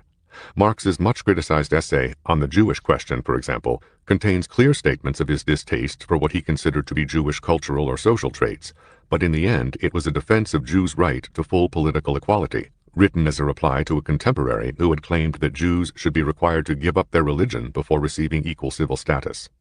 Marx hoped that the characteristics he disliked in Jews would fade away with the disappearance of capitalism, thus leading to abolishing the essence of Jewry, but hardly in the sense of Hitler and the Nazis. Similarly, despite his anti-Negro stereotypes, during the American Civil War he conducted propaganda for the North and for the emancipation of slaves. Perhaps more indicative, he agreed to the marriage of his eldest daughter to a man known to have some Negro ancestry, after discouraging other suitors. Likewise, Engels in 1851 expressed to a friend his hope that the present persecution of Jews in Germany will spread no further. Marx and Engels were, in short, inconsistent and privately crude, but hardly racial fanatics. The first... All right, let's just leave it there. We'll drop it like it's hot. I know Tony Drake has some questions. So yeah, if you're there, sir, go ahead and fire away if you want. If you're available, or we'll wait for him to see if he responds or comes in. Yeah. Yeah.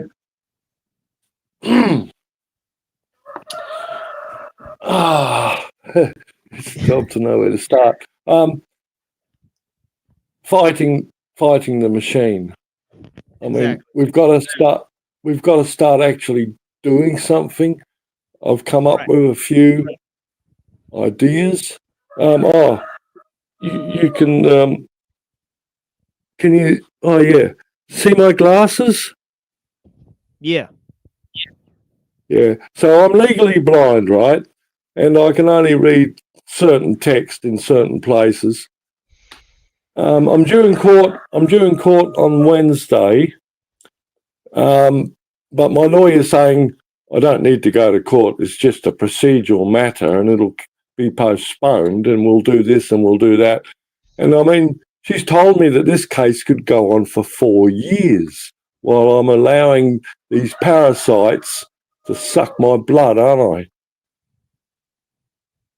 Anyway, if I could have a pair of glasses like mine and I could put some technology into them, some of their fucking machines, like a little camera and a microphone and a little transmitter, they can't deny me to wear my glasses in court, and maybe I can show some people the truth, what's going on. Yeah, I wonder if they would deny, like, because they have glasses that do that. I wonder if they would. I know the judge like asks you to take off glasses and stuff, right? Sometimes the judge will say it, right? He'll be like, "Sir, remove the glasses or the hat or whatever." So then you just have to if they say that, right? So my lawyer says that the way I'm heading, I'll be found to be in contempt of court and they'll put me back in jail. I spent 6 weeks in jail a few months back. But I met a very interesting character in jail. He was one of Perth, Western Australia. He was one of Perth's top lawyers that was really bucking the system, and they've put him in jail, and he walks around the jail with all his law books trying to help other people.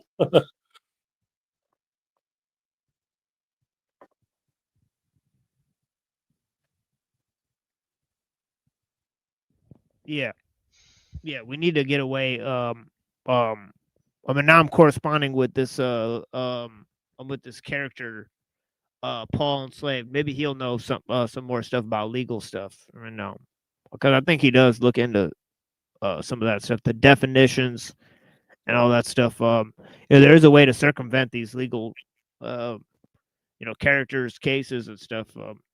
Although I'm not familiar with any of that stuff. I get popped all the time. It's just driving around. I get tickets. They show up in court. I have no solution. Yeah, but I've got $20,000 outstanding fines, but I'm never going to give them my blood and But all we're doing is asserting our rights as the creation of the creator. And we don't need parasites. The law, Exactly. common law, if you go back far enough, part of the common law was that it was not to be written.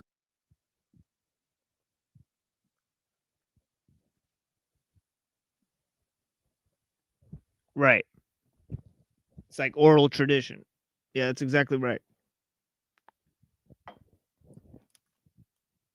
And of course, you know, I mean, it's a large federal institutions as well. You know, like in Australia, right? You got like a huge piece of land that's governed by one government. You know, same thing in America. So this is a huge problem, right? You know, that the people in the community don't legislate the law, right? You know, so I mean, like in Afghanistan, they got like the tribal council. I think that's a much better system, right? It's called a jirga, right? You get all the old people together in the town, and they judge people. That's how it should be. I should be a judge. Yeah, exactly. I'm 77 now, and Right. I've gone through more than most of these people that are trying to tell me what to do. Exactly right. Yeah. Yeah. Foolish is the man who sends his son to the I mean, to school to learn what the teacher thinks. Right. One back more, in the yeah. one more brick in the wall. One more brick in the wall. Get those teachers. Get your hands off my children. Yeah. Yeah, back in the day, they you know, the oldest people, they used to have knowledge, and we used to gather around and you know, learn from them. You know, that was the university. And they don't have that anymore. It's a huge problem. You know, we have no connection. Loss of the sacred. You know, we're not connected to our parents, right? We don't see nature as a sacred thing, right? We don't see knowledge as a sacred thing, right? So yeah, I mean, this is the youth. You know, they're trapped. You know. You know, and it's you know, in the media, you see young versus old, man versus woman. You know, you know, black versus white. It's like this is all they can come up with. That's all they can Divide come and up conquer. Yeah, that's all they can come up with all day. So you guys got anything else? It's like there's lots of real problems. People are destroying nature with the use of machines, and they're destroying life with the use of machines. And right, instead of this transhumanist project, you know, I mean, I agree with Buddha. You know, we should be helping the animals to, you know, foster their evolutionary process. You know, help them use tools and learn things. I mean, right? I mean, you know, like, but I'm like Coco the monkey. You know, like reading books. You know, like, hey, monkeys can read books. You know, if you let them, right? Instead of trying to turn human beings into machines, right? Why don't we try to teach the beings around us, help I mean, create a community, a biotic community of life. Right? But yeah, I don't know.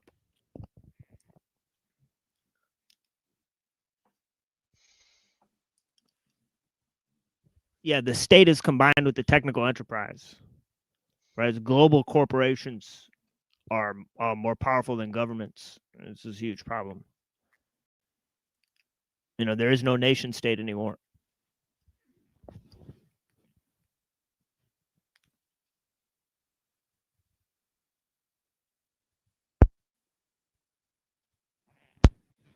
Yeah, blessings, Frank. Yeah, I appreciate you.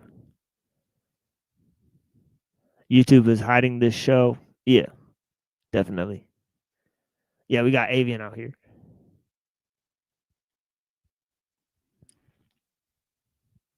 Yeah, it was a good show. Yeah, just Yeah, thank you, my tomorrow I friend. have to maybe start working, so I didn't really come, but I did listen. I gave up. Well, it was a good show. Yeah, thank you, my friend. I appreciate you. Yeah. Yeah, yeah. Well, I'm planning for my next show to do Rossio and Godzilla films, the Japanese ones, because they kind of tie Oh into yeah. a lot of what you're saying. The Japanese ones. Yeah, that's exciting. Yeah. Yeah, we'll do that. Yeah, I haven't looked into those yet. Yeah. Yeah, I have not looked into those. But yeah, I saw that Mothra intro, I shared, that's very beautiful. And very interesting. I don't think we could play it here, but I think we might Yeah, don't play it. Do not play it. struck or whatever. Yeah, Yeah, the Toho. Japanese, the Japanese and the Indians, right? They'll copyright you. If you play Japanese shows or Indian shows, they will copyright you. I mean, if you play like Bollywood or some of their dramas, very easily like they own a lot of copyrights. Like how can they copyright stuff here in America? This is a powerful motherfuckers. That's a good question. Yeah. Do you think they will copyright you for showing images, like I don't know, like their artwork or like posters or something, or not really? I don't think images yet. I haven't seen unless somebody else owns a copyrighted image. Now I know like anything like that's produced by AI, there's like no copyright on it, right? That's why I think a lot of these people produce their shows with AI, right? There's no copyright, but it has no flavor. I think we'll go with maybe human produced art for now. But yeah. So the one on this the art on this cover is yeah. Sorry to be I'm so sorry to hear about your situation there, sir.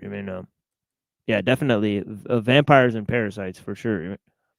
Yeah, let me see this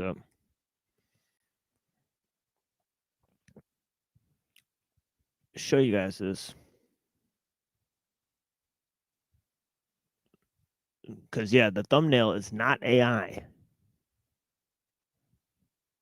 But I didn't watch the video yet, so I'll watch it with you guys. Because this guy makes murals with trees. So that's cool, incorporating nature into the art, right?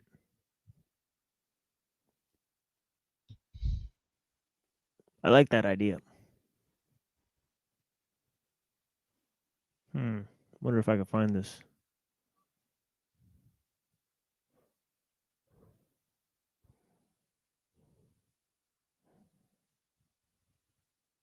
Okay, here it is. Okay, it's like a 42-second video. So let me share this with you guys. And we'll be back. We'll be back soon. We'll be back tomorrow, right? So.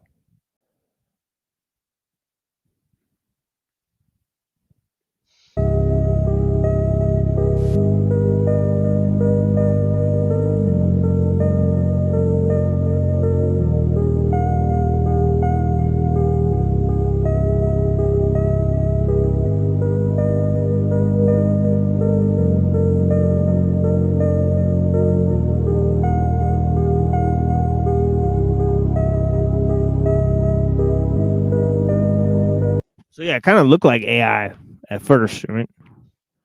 But yeah, it's a pretty wild painting he's doing there, like 3D.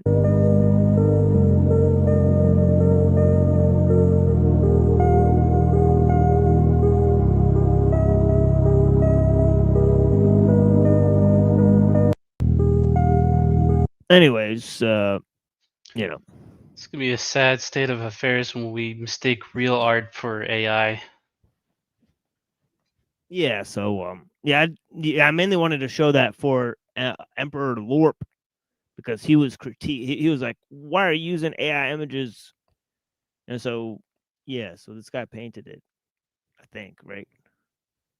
This could be a fake video, I don't know.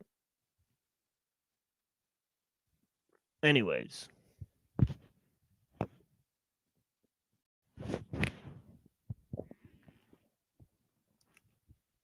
Yeah. So does anybody have anything else? I mean, you guys could call in, right? Mars Life. I know you wanted to call in. If you want to call in, you can, right? We'll be shutting it down soon. So if you want to call in, now would be the chance. It was all magenta. Yeah. The pictures of that girl, it's the magenta. Yeah. What's the name? Matt talks about that. Yeah. Quantum of Conscience. Yeah. Yeah. Yeah. I heard about that guy. Yeah, he's got a philosopher series. He's got a series on philosophers. I think it's called Philosophy. So he's against philosophy too in his own way. So I appreciate him. Let's try to see. I think he said, yeah. I have a good channel to recommend. That's by this British guy. He has some very beautiful stuff with like little rats going into a little town that he made. He made the town with flowers and stuff. Maybe I can give you his channel and you can share it. You know, it's a nice channel. Yeah. Let me just give me 5 minutes and I'll get the channel again. Yeah, for sure. Yeah, Buddha would like to play something for you guys. You know, I'm sure Quantum has some goofy takes on philosophers. Oh, Hegel's nonsense, dude. He's going on Hegel. Oh, maybe the blind squirrel occasionally finds an acorn. Yeah, let's check this out real quick since we're surfing the web together. Seems rather relevant, right? Hegel's nonsense. Yeah, Philosopher series. Yeah, that's a good one. Hegel's nonsense. I mean, so this is very relevant to our finally finished with this dummy. We're finally finished with this dummy. Yeah, I agree. I mean, it's garbage. It's the second part. Uh-oh. Second part. Part two of 2. Huh. Maybe he'll. Okay, let's try to. Go to playlist maybe. Ooh. Philosopher Rene Descartes. Nice. There's Is that Hegel. Nietzsche in the front? Huh? He's only got part 2 of Hegel. Looks like. I don't see. Oh well. Yeah. Oh well. Yeah, we're not gonna listen to the whole thing anyways. But yeah, Descartes. Yeah, I agree. Descartes is a philosopher, but then Nietzsche. I did not agree with his Nietzsche video. Freddy Krueger Nietzsche. Yeah, Freddy Krueger Nietzsche. Yeah. Oh, brother. That's what I'm saying. Goofy takes. Hey guys, it's Matt. I'm spending all this. Yeah, he is crazy. But yeah, so let's see what he says about Hegel. We'll just try to go real quick. Time going over the rest of my Hegel stuff, and I thought, why don't we just do this together and have a Hegel part 2, another in the Philosophers series. And we did Hegel, what, 2 or 3 months ago, covering the most important parts of his philosophy. He gave us the Hegelian dialectic with crushed ice, which the truthers had kind of just bastardized and adulterated into problem, reaction, solution, which is what the Not Milk does. It creates almost every problem of So we expose that this is going on a cosmological level, right? This is not just some sort of social, right, skirmish that's going on. That's Marx, right? That's Marx sort of extrapolation, right? On a purely sociological or materialistic level, right? The dialectic is happening, right? And that's called dialectical materialism, right? But the fact that it's happening on this cosmic scale, right? As Stuther put it, right?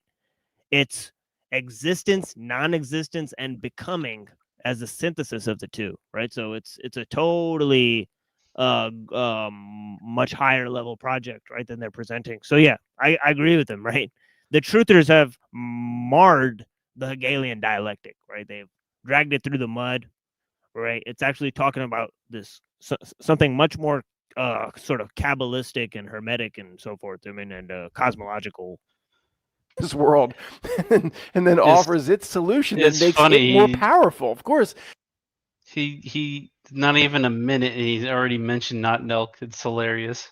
Yeah, Not Milk and the Truthers, right? This is kind of his whole synthesis, right? He mentions these that there's a sort of something falsifying reality They're making things bad on purpose. They're not milk. And then there's the truthers who believe the fake stuff is actually, they oppose the fake shit, right? So they're doing the system's bidding in a way, right? So that's what the Not Milk does. Problem, reaction, solution. When you hear the fifth grade truther throw that out regarding the tactics of the bad guy here, that is what it does. No question about it. Think of any sort of issue. C to V, 2020. Every single problem is created by it. And then it pretends to try to fix it and it gives it a fix that, again, makes itself more powerful at the expense of your rights. So, but that's true regarding Not Milk, but that's not, as we talked about 2 or 3 months ago, that's not the Hegelian dialectic. There is no crushed ice. I added that. That's not in the original Hegel writings. It's thesis. What's the theory or thesis? Here's what I think. The antithesis or the antithesis of it, and then bringing them together in synthesis. That's not problem, reaction, solution, my friends. And many of you that are considering turning this video off because you think I might leave this picture up for an hour or two, I'm staring at it as well. It's disturbing me as well. I'm going to get rid of this picture in just a moment. I mean, I think it wasn't a self-portrait. It was a portrait he had commissioned or something, but at least could have said to the artist, look, I don't know, lie a bit. Make me look a little bit better or something. Could you imagine if he posted that on Match.com, or what did they have back in the day? I don't think you just put your self-portrait up on a telephone pole or something. Anyway, I'm going to turn this off. And Hegel, he's looking. I swear his look is more stern. He's looking at me from the grave as if I'm going to make fun of a lot of his philosophy, and I am. I am, but it's not like I'm not smarter than you, Mr. Hegel. Of course, you're hundreds of times smarter. You mostly, in my opinion, like all the philosophers, fell for the trick of this reality because you're dumb. It was harder to beat back in the day. The trick, I have advantages. The trick is broken down in my era. I'm not smarter than you, sir. Just a little 1.5 minute recap, because how many of you actually remember Hegel Part 1 from a few months ago? George Wilhelm Friedrich Hegel, 27th of August, 1770 born, died 1831, was a 19th century German idealist. His influence extends across a wide range of topics from metaphysical issues in ontology, political philosophy, and the philosophy of art and religion. Born in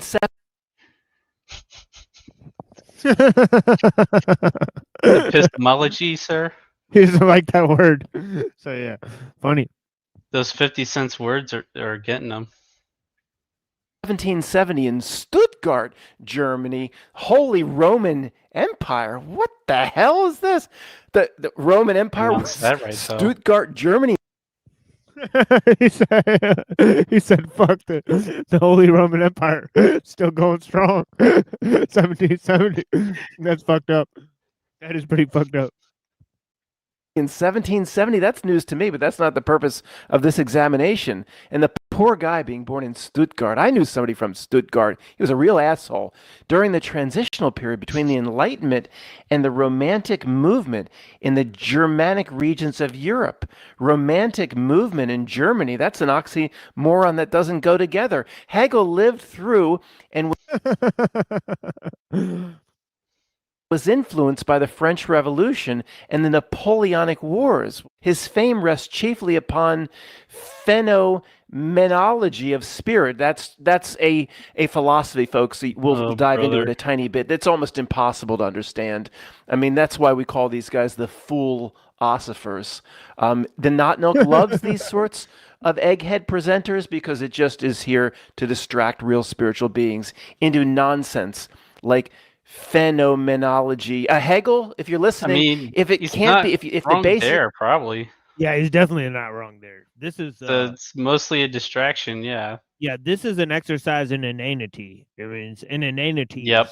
Right? Like to read Hegel, to argue about Hegel's theory, to decipher his theories. Right. It's an exercise in not only futility, but I mean, inanity. Right? Inanities. Yeah, so space-time adventure, I appreciate you. Buddha's got a video too. Let's watch a couple more minutes of this. We'll watch Buddha's video. We'll close this out for you guys. Let me see where I'm at. Let me go to Space Time Adventures channel. Go to channel and subscribe to Space Time Adventures channel. Yeah. The homie Space Time Adventurer. We just met him yesterday. You know, but yeah, he's an excellent interlocutor. I appreciate the time. Yeah, blessings, homie.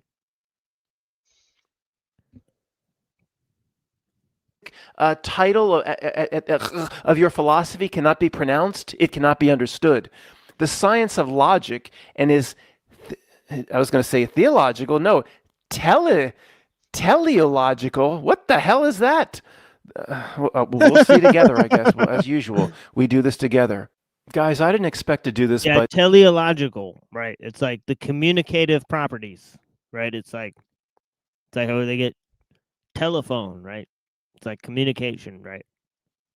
So yeah, it's like, what's the telos, of nature? Like, meaning, like, what is nature, like, trying to strive for, right? So I mean, it's the striving that comes with the telos, right? Which is sort of indicative of movement of time, right? So this teleology, right? It's sort of like purpose, but the purpose is like intrinsic and it's moved from within, right, to its final end, right? So yeah. things change on the fly. This is a great example, jumping over here to what is teleology, just as an example as to a major aspect of the Not Nilk trick that's targeting very, very smart intellectual people. They've convinced millions that if certain things can be figured out and understood, those people are intellectually superior, which in a way, I don't know, makes them believe they're spiritually superior. It's simply another aspect of the Not Nilk trick that's crafted for a certain intellectual class. You could spend 20 years trying to understand this nonsense. We'll look briefly at teleology. 20 years. And when you come out of all the master's degrees from the Ivy League on philosophy and etc., do you know what you have? Squat. You have nothing. You have maybe an intellectual upper hand at a cocktail party. What's that going to get you? Whacked off in the coat closet? In terms of living out this life, you've done nothing but fallen for the Not Nilk distraction. This is the type of nonsense as to why I labeled them the fool philosophers. Teleology, I think I looked up the pronunciation. I think I have that right. A branch of causality, giving the reason or an explanation for something as its function of its end or its purpose. So the reason for something, it's not its cause, it's looking at the final purpose of that thing. Like, what is the final purpose of a gigantic dildo? That's what, look at its purpose, and then that's how, whatever it's a branch of causality. Okay, this is all I know about that is what the Merovingians said in the damn Matrix, as opposed to as a function of its cause. James Wood, the actor, in his nut all encyclopedia for intellectual nuts, explained the meaning of teleology. I said nut all encyclopedia. Oh man. As, quote, the doctrine of final causes, particularly the argument for the being and character of God from the beginning and character of his works, that the end reveals his purpose from the beginning, and the end being regarded as... Man, bro, this is too funny. I'm totally in on this video. I'm in on this video. We are watching this whole video over the course of our shows. That's too funny.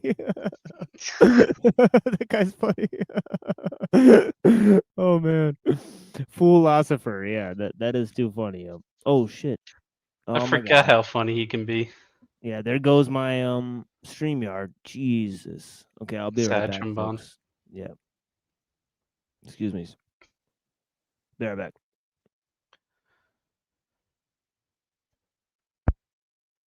Man, that was a good. Quantum of Conscious is good for a laugh for sure. That was pretty funny.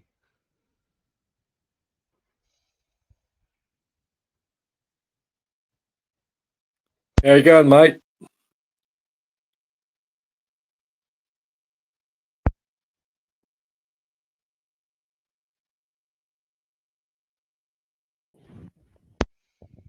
Yeah, so we're kind of on a wild trip here, with the content. So yeah, so we'll have more of this soon.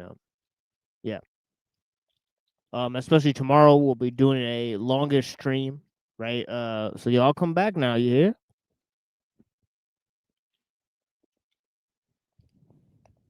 Okay, and we also got this channel from Buddha, right? Oh, whoops.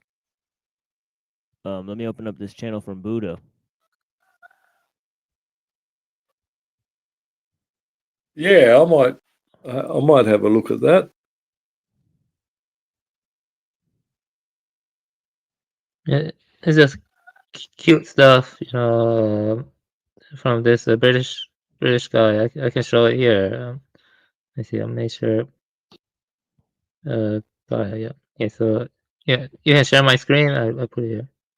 Yep. Hey. Oh yeah, I was pulling it up too. Yeah. Okay, so this is it's George Mouse. It's a nice channel in Britain, and so he made like a mouse village. Like this is a new one, where they like go into that village and stuff. It's very cute stuff. Yeah, full screen if you can, Buddha. Oh yeah, this one is his most popular. Do this one. Yeah, that's crazy intricate. Crazy intricate. Yeah.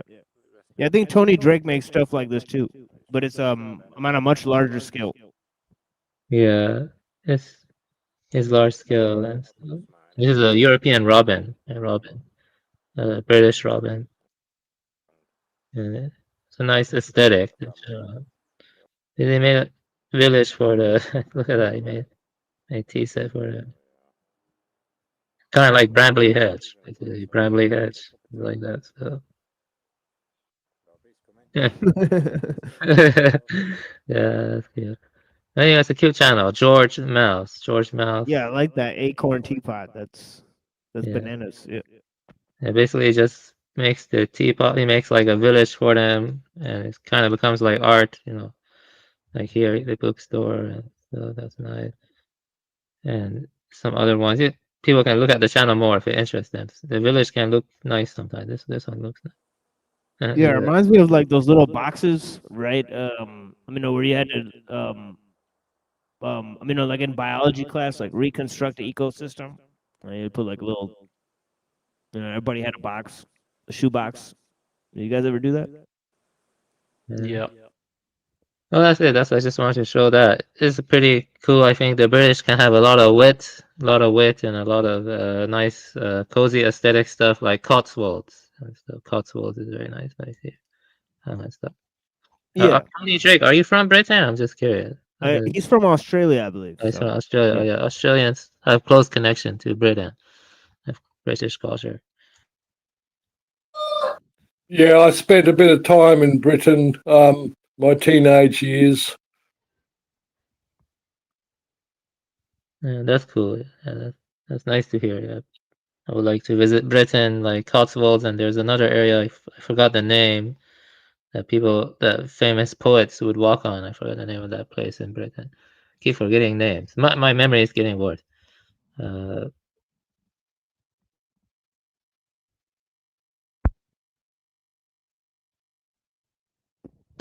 Yeah, blessings to all the people. So we will be back tomorrow. Would anybody like to say any closing remarks? For the people that are here, please, take your time.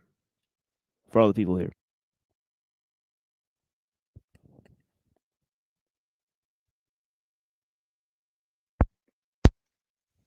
And we will be back tomorrow, right? 7:30 p.m. Eastern is the time, regular scheduled time, right, for the show start.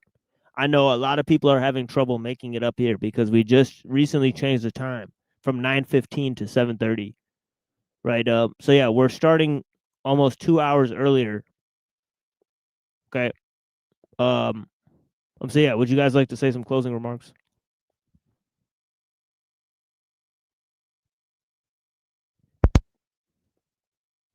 Tony, are you with us? Do not seek the treasure. Yeah, blessings, Red. Yeah, Red says the same thing. Oh yeah, Tony, are you here with us? Yeah, I just walked it. I just went in the other room to grab another smoke. Yes, you're doing good work, mate. You're doing good work. Just keep spreading it. Some people will wake up here and there. Yeah, thank you, Tony. Yeah, we'll be on tomorrow too. So yeah. If you got time tomorrow, call in. We'd love to talk to you. Thank you very much, mate. It's greatly of course. appreciated. Thank Yeah, you. blessings, sir. Yeah. Good night. Blessings to all. Yeah. Easy. God be with you. God willing, God be with you. Yeah, thank you, sir. Yeah, God willing. Yeah, God be with you too as well. Yeah. Yeah. Avian, you got anything for these guys? No, I just I think it's good to go on more solitary walks if you can find it. Like in Britain, I was thinking about Lakeside District, but the point is you gotta find solitary places with close to nature, or old growth forest, like uninhabited space. You go on solitary walks. A lot of great thinkers and poets and painters throughout history have gotten a lot of solitary contemplation, but it's getting harder for people now, especially in close to urban areas or suburban areas. That's not very good. Yeah. Be better to live in a rural area though, especially when bad things happen, like social collapse. Being in a rural area, far from dense urban area, is the best. You know what I mean? Like, yeah, I don't really like urban areas or suburban areas. Prefer rural areas. You know what I mean? Like, yeah, absolutely.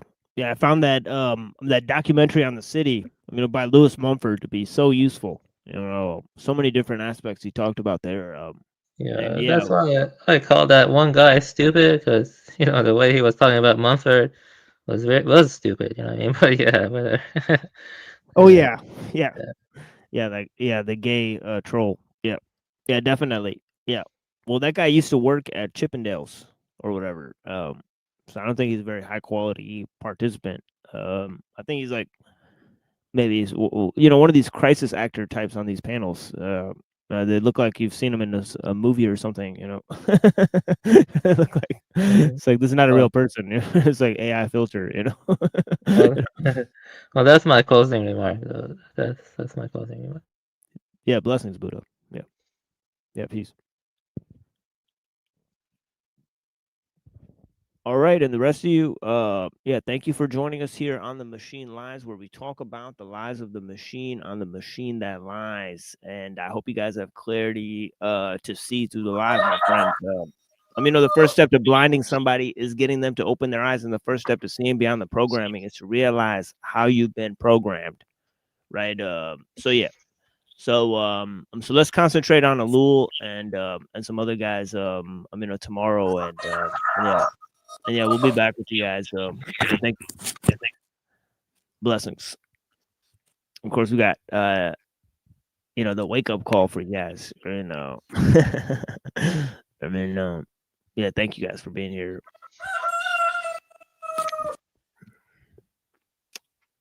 Yeah, it reminds me of the Pind. The Pind. That's the home. Back home, we call it the Pind. It's like the hood, or whatever. It's like, it essentially means countryside. The countryside is home, But yeah, blessings to all the people. Let me find some music for you guys, and I appreciate you guys.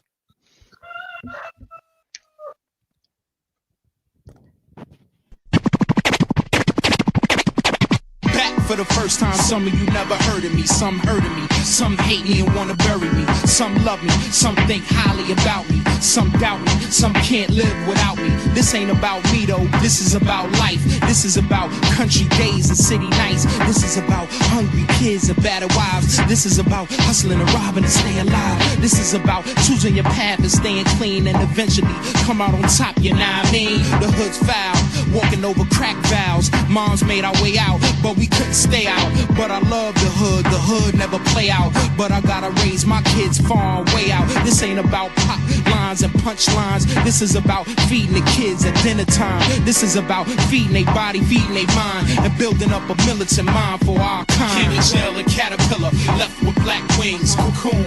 Life's about to change things, and yo, life's so wonderful, yet so painful. Brain food is what I wanna give the kids. Came in jail a caterpillar, left with black wings, cocoon.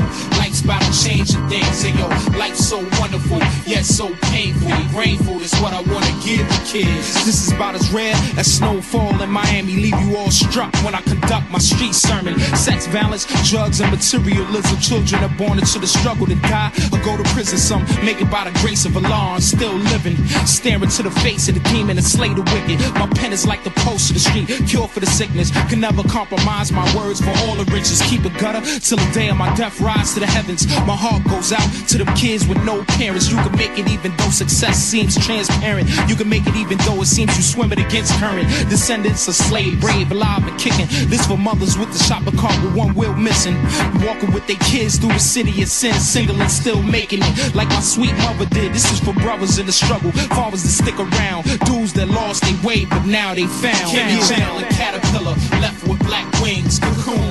Life's about to change things, and yo, life's so wonderful, yet so painful. Brain food is what I wanna give the kids. Came in jail a caterpillar, left with black wings, cocoon.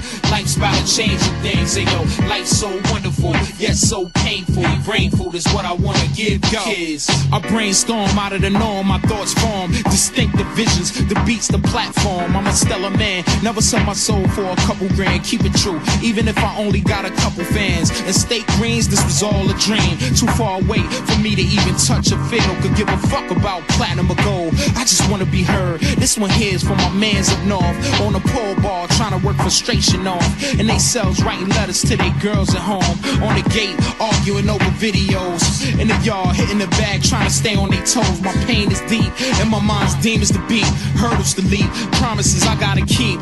To my dog's powwow, he told me to keep rhyming. To my HD Black, he told me to keep climbing. Y'all both back to the essence, but I'm still repping till the day of my death. Keep your name on my breath, it's like I can't stop now. I done came too far, released from them steel bars, to spit them bars. And I contradict myself sometime, cause I'm stuck between a negative and positive mind. I'm trying to get out the game before it's too late to escape, and death's my fate. Forever rest in a cold place. Laws of retribution is real. You never think it's gonna happen till they run up on your ass with the steel. It's like jail, a caterpillar, left with black wings, cocoon.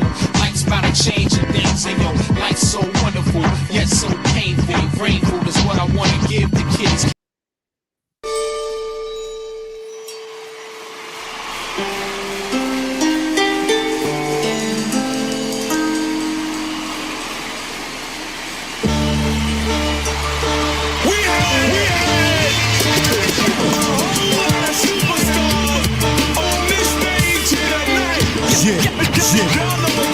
It's on them. Yeah, you know Queens is in the building, where niggas be chillin' at the round table building. My robberies and killings, man, they ran up in the spot. Knew the guap was in the ceiling. Saw niggas in the hood get down for the millions. They bust gats, some rap, some be dealing. But watch out for them thugs, you don't wanna fuck with them, cause niggas real grimy, you have to fucking kill them. They living like life, just wiped his ass with them. Niggas strung out, have your gun out when you see him, cause dude money hungry, you wouldn't want to be him. He stick you for 500 and flip it to a G.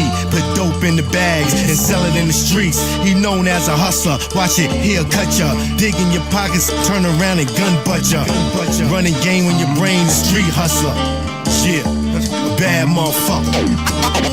I'm a natural born hustler. Coming from Queens, where we don't get caught up in between. Oh shit. Gotta hustle to hustle. Some hustlers, naturally born with street smarts. I'm a natural born hustler. I'm a Queens thing. Represent to the fullest. Oh shit. Gotta hustle to hustle. Some hustlers, naturally born with street smarts. Banging on them pads, hanging on them abs, raining on that ass. Whip high to straight slash, my professional. Yeah, we still sparring in them vegetables. Beating niggas, leaving them like garden vegetables. Trying to stay up while everybody's doing bad. Make a little lag, get low down like ball skags. There's too many brothers walking around, get smothered for their everyday wordplay game. I discovered knots of cash underneath lots of ash where our forefathers used to fling rocks and flash for the cameras. Like Bob Vila with the hammers. Too much beef, forget a motherfucking sandwich. From both ends with no folks and no friends. The pain of having choking the box and more trends. While I maintain on them blocks with oceans of love. Large pro still keeping it raw. Get that money done. I'm a natural born hustler. Coming from Queens, where we don't get caught up in between. Oh shit. Gotta hustle to hustle. Some hustlers, naturally born with street small. I'm a natural born hustler with Queens State. Represent to the fullest. Oh shit. Gotta hustle to hustle. Some hustlers.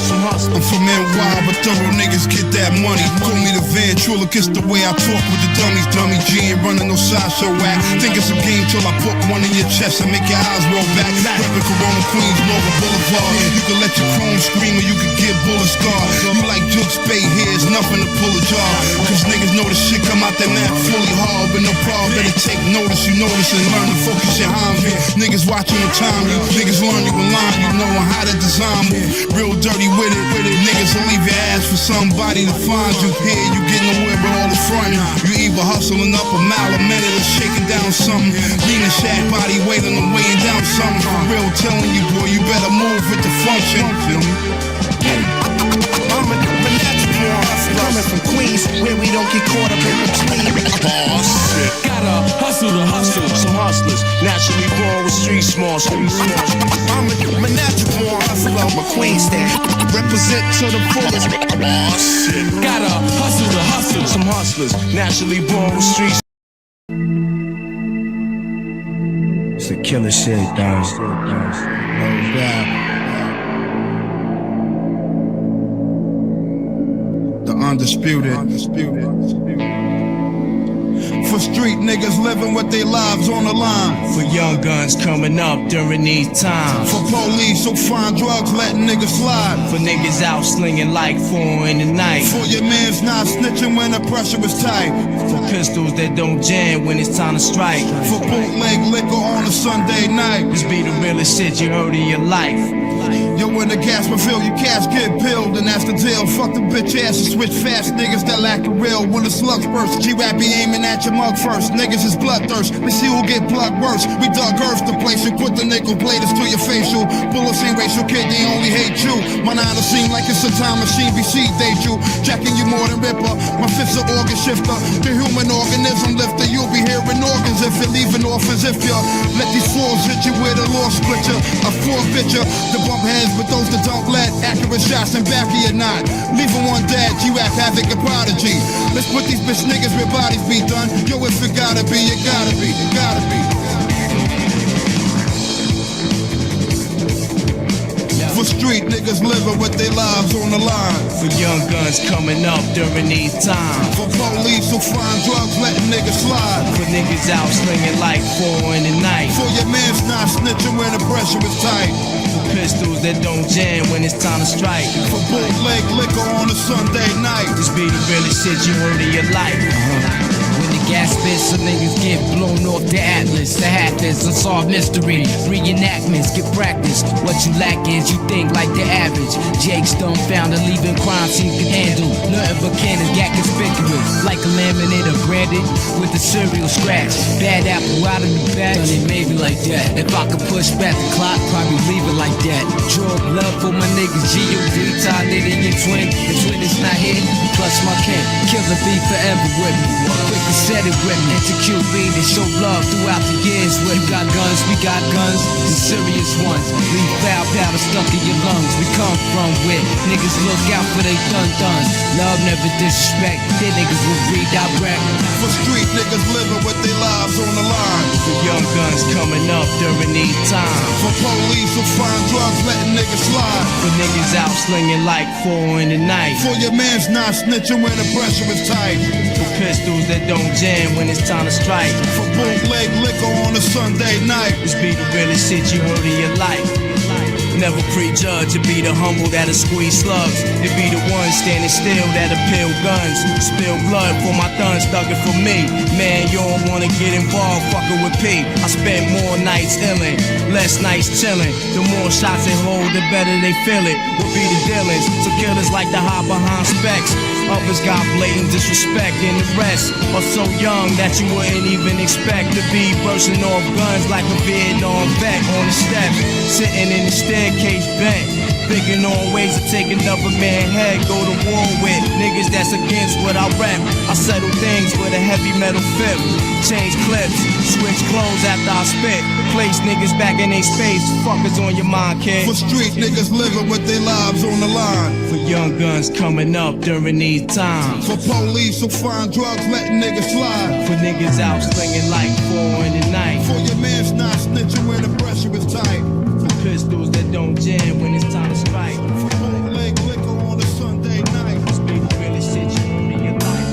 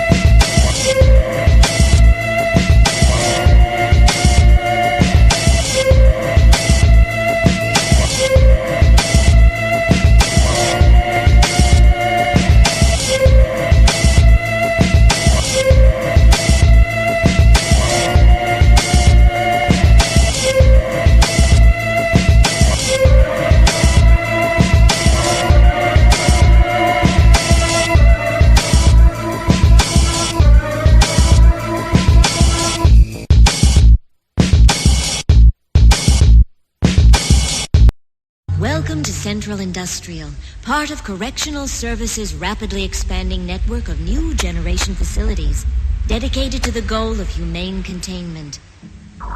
We are the future in containment.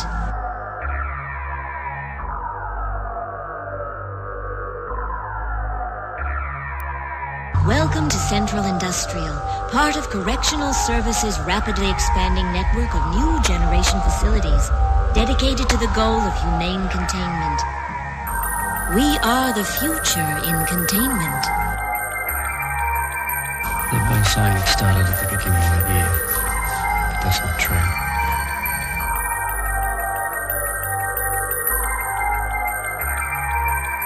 They've been saying it started at the beginning of the year, but that's not true.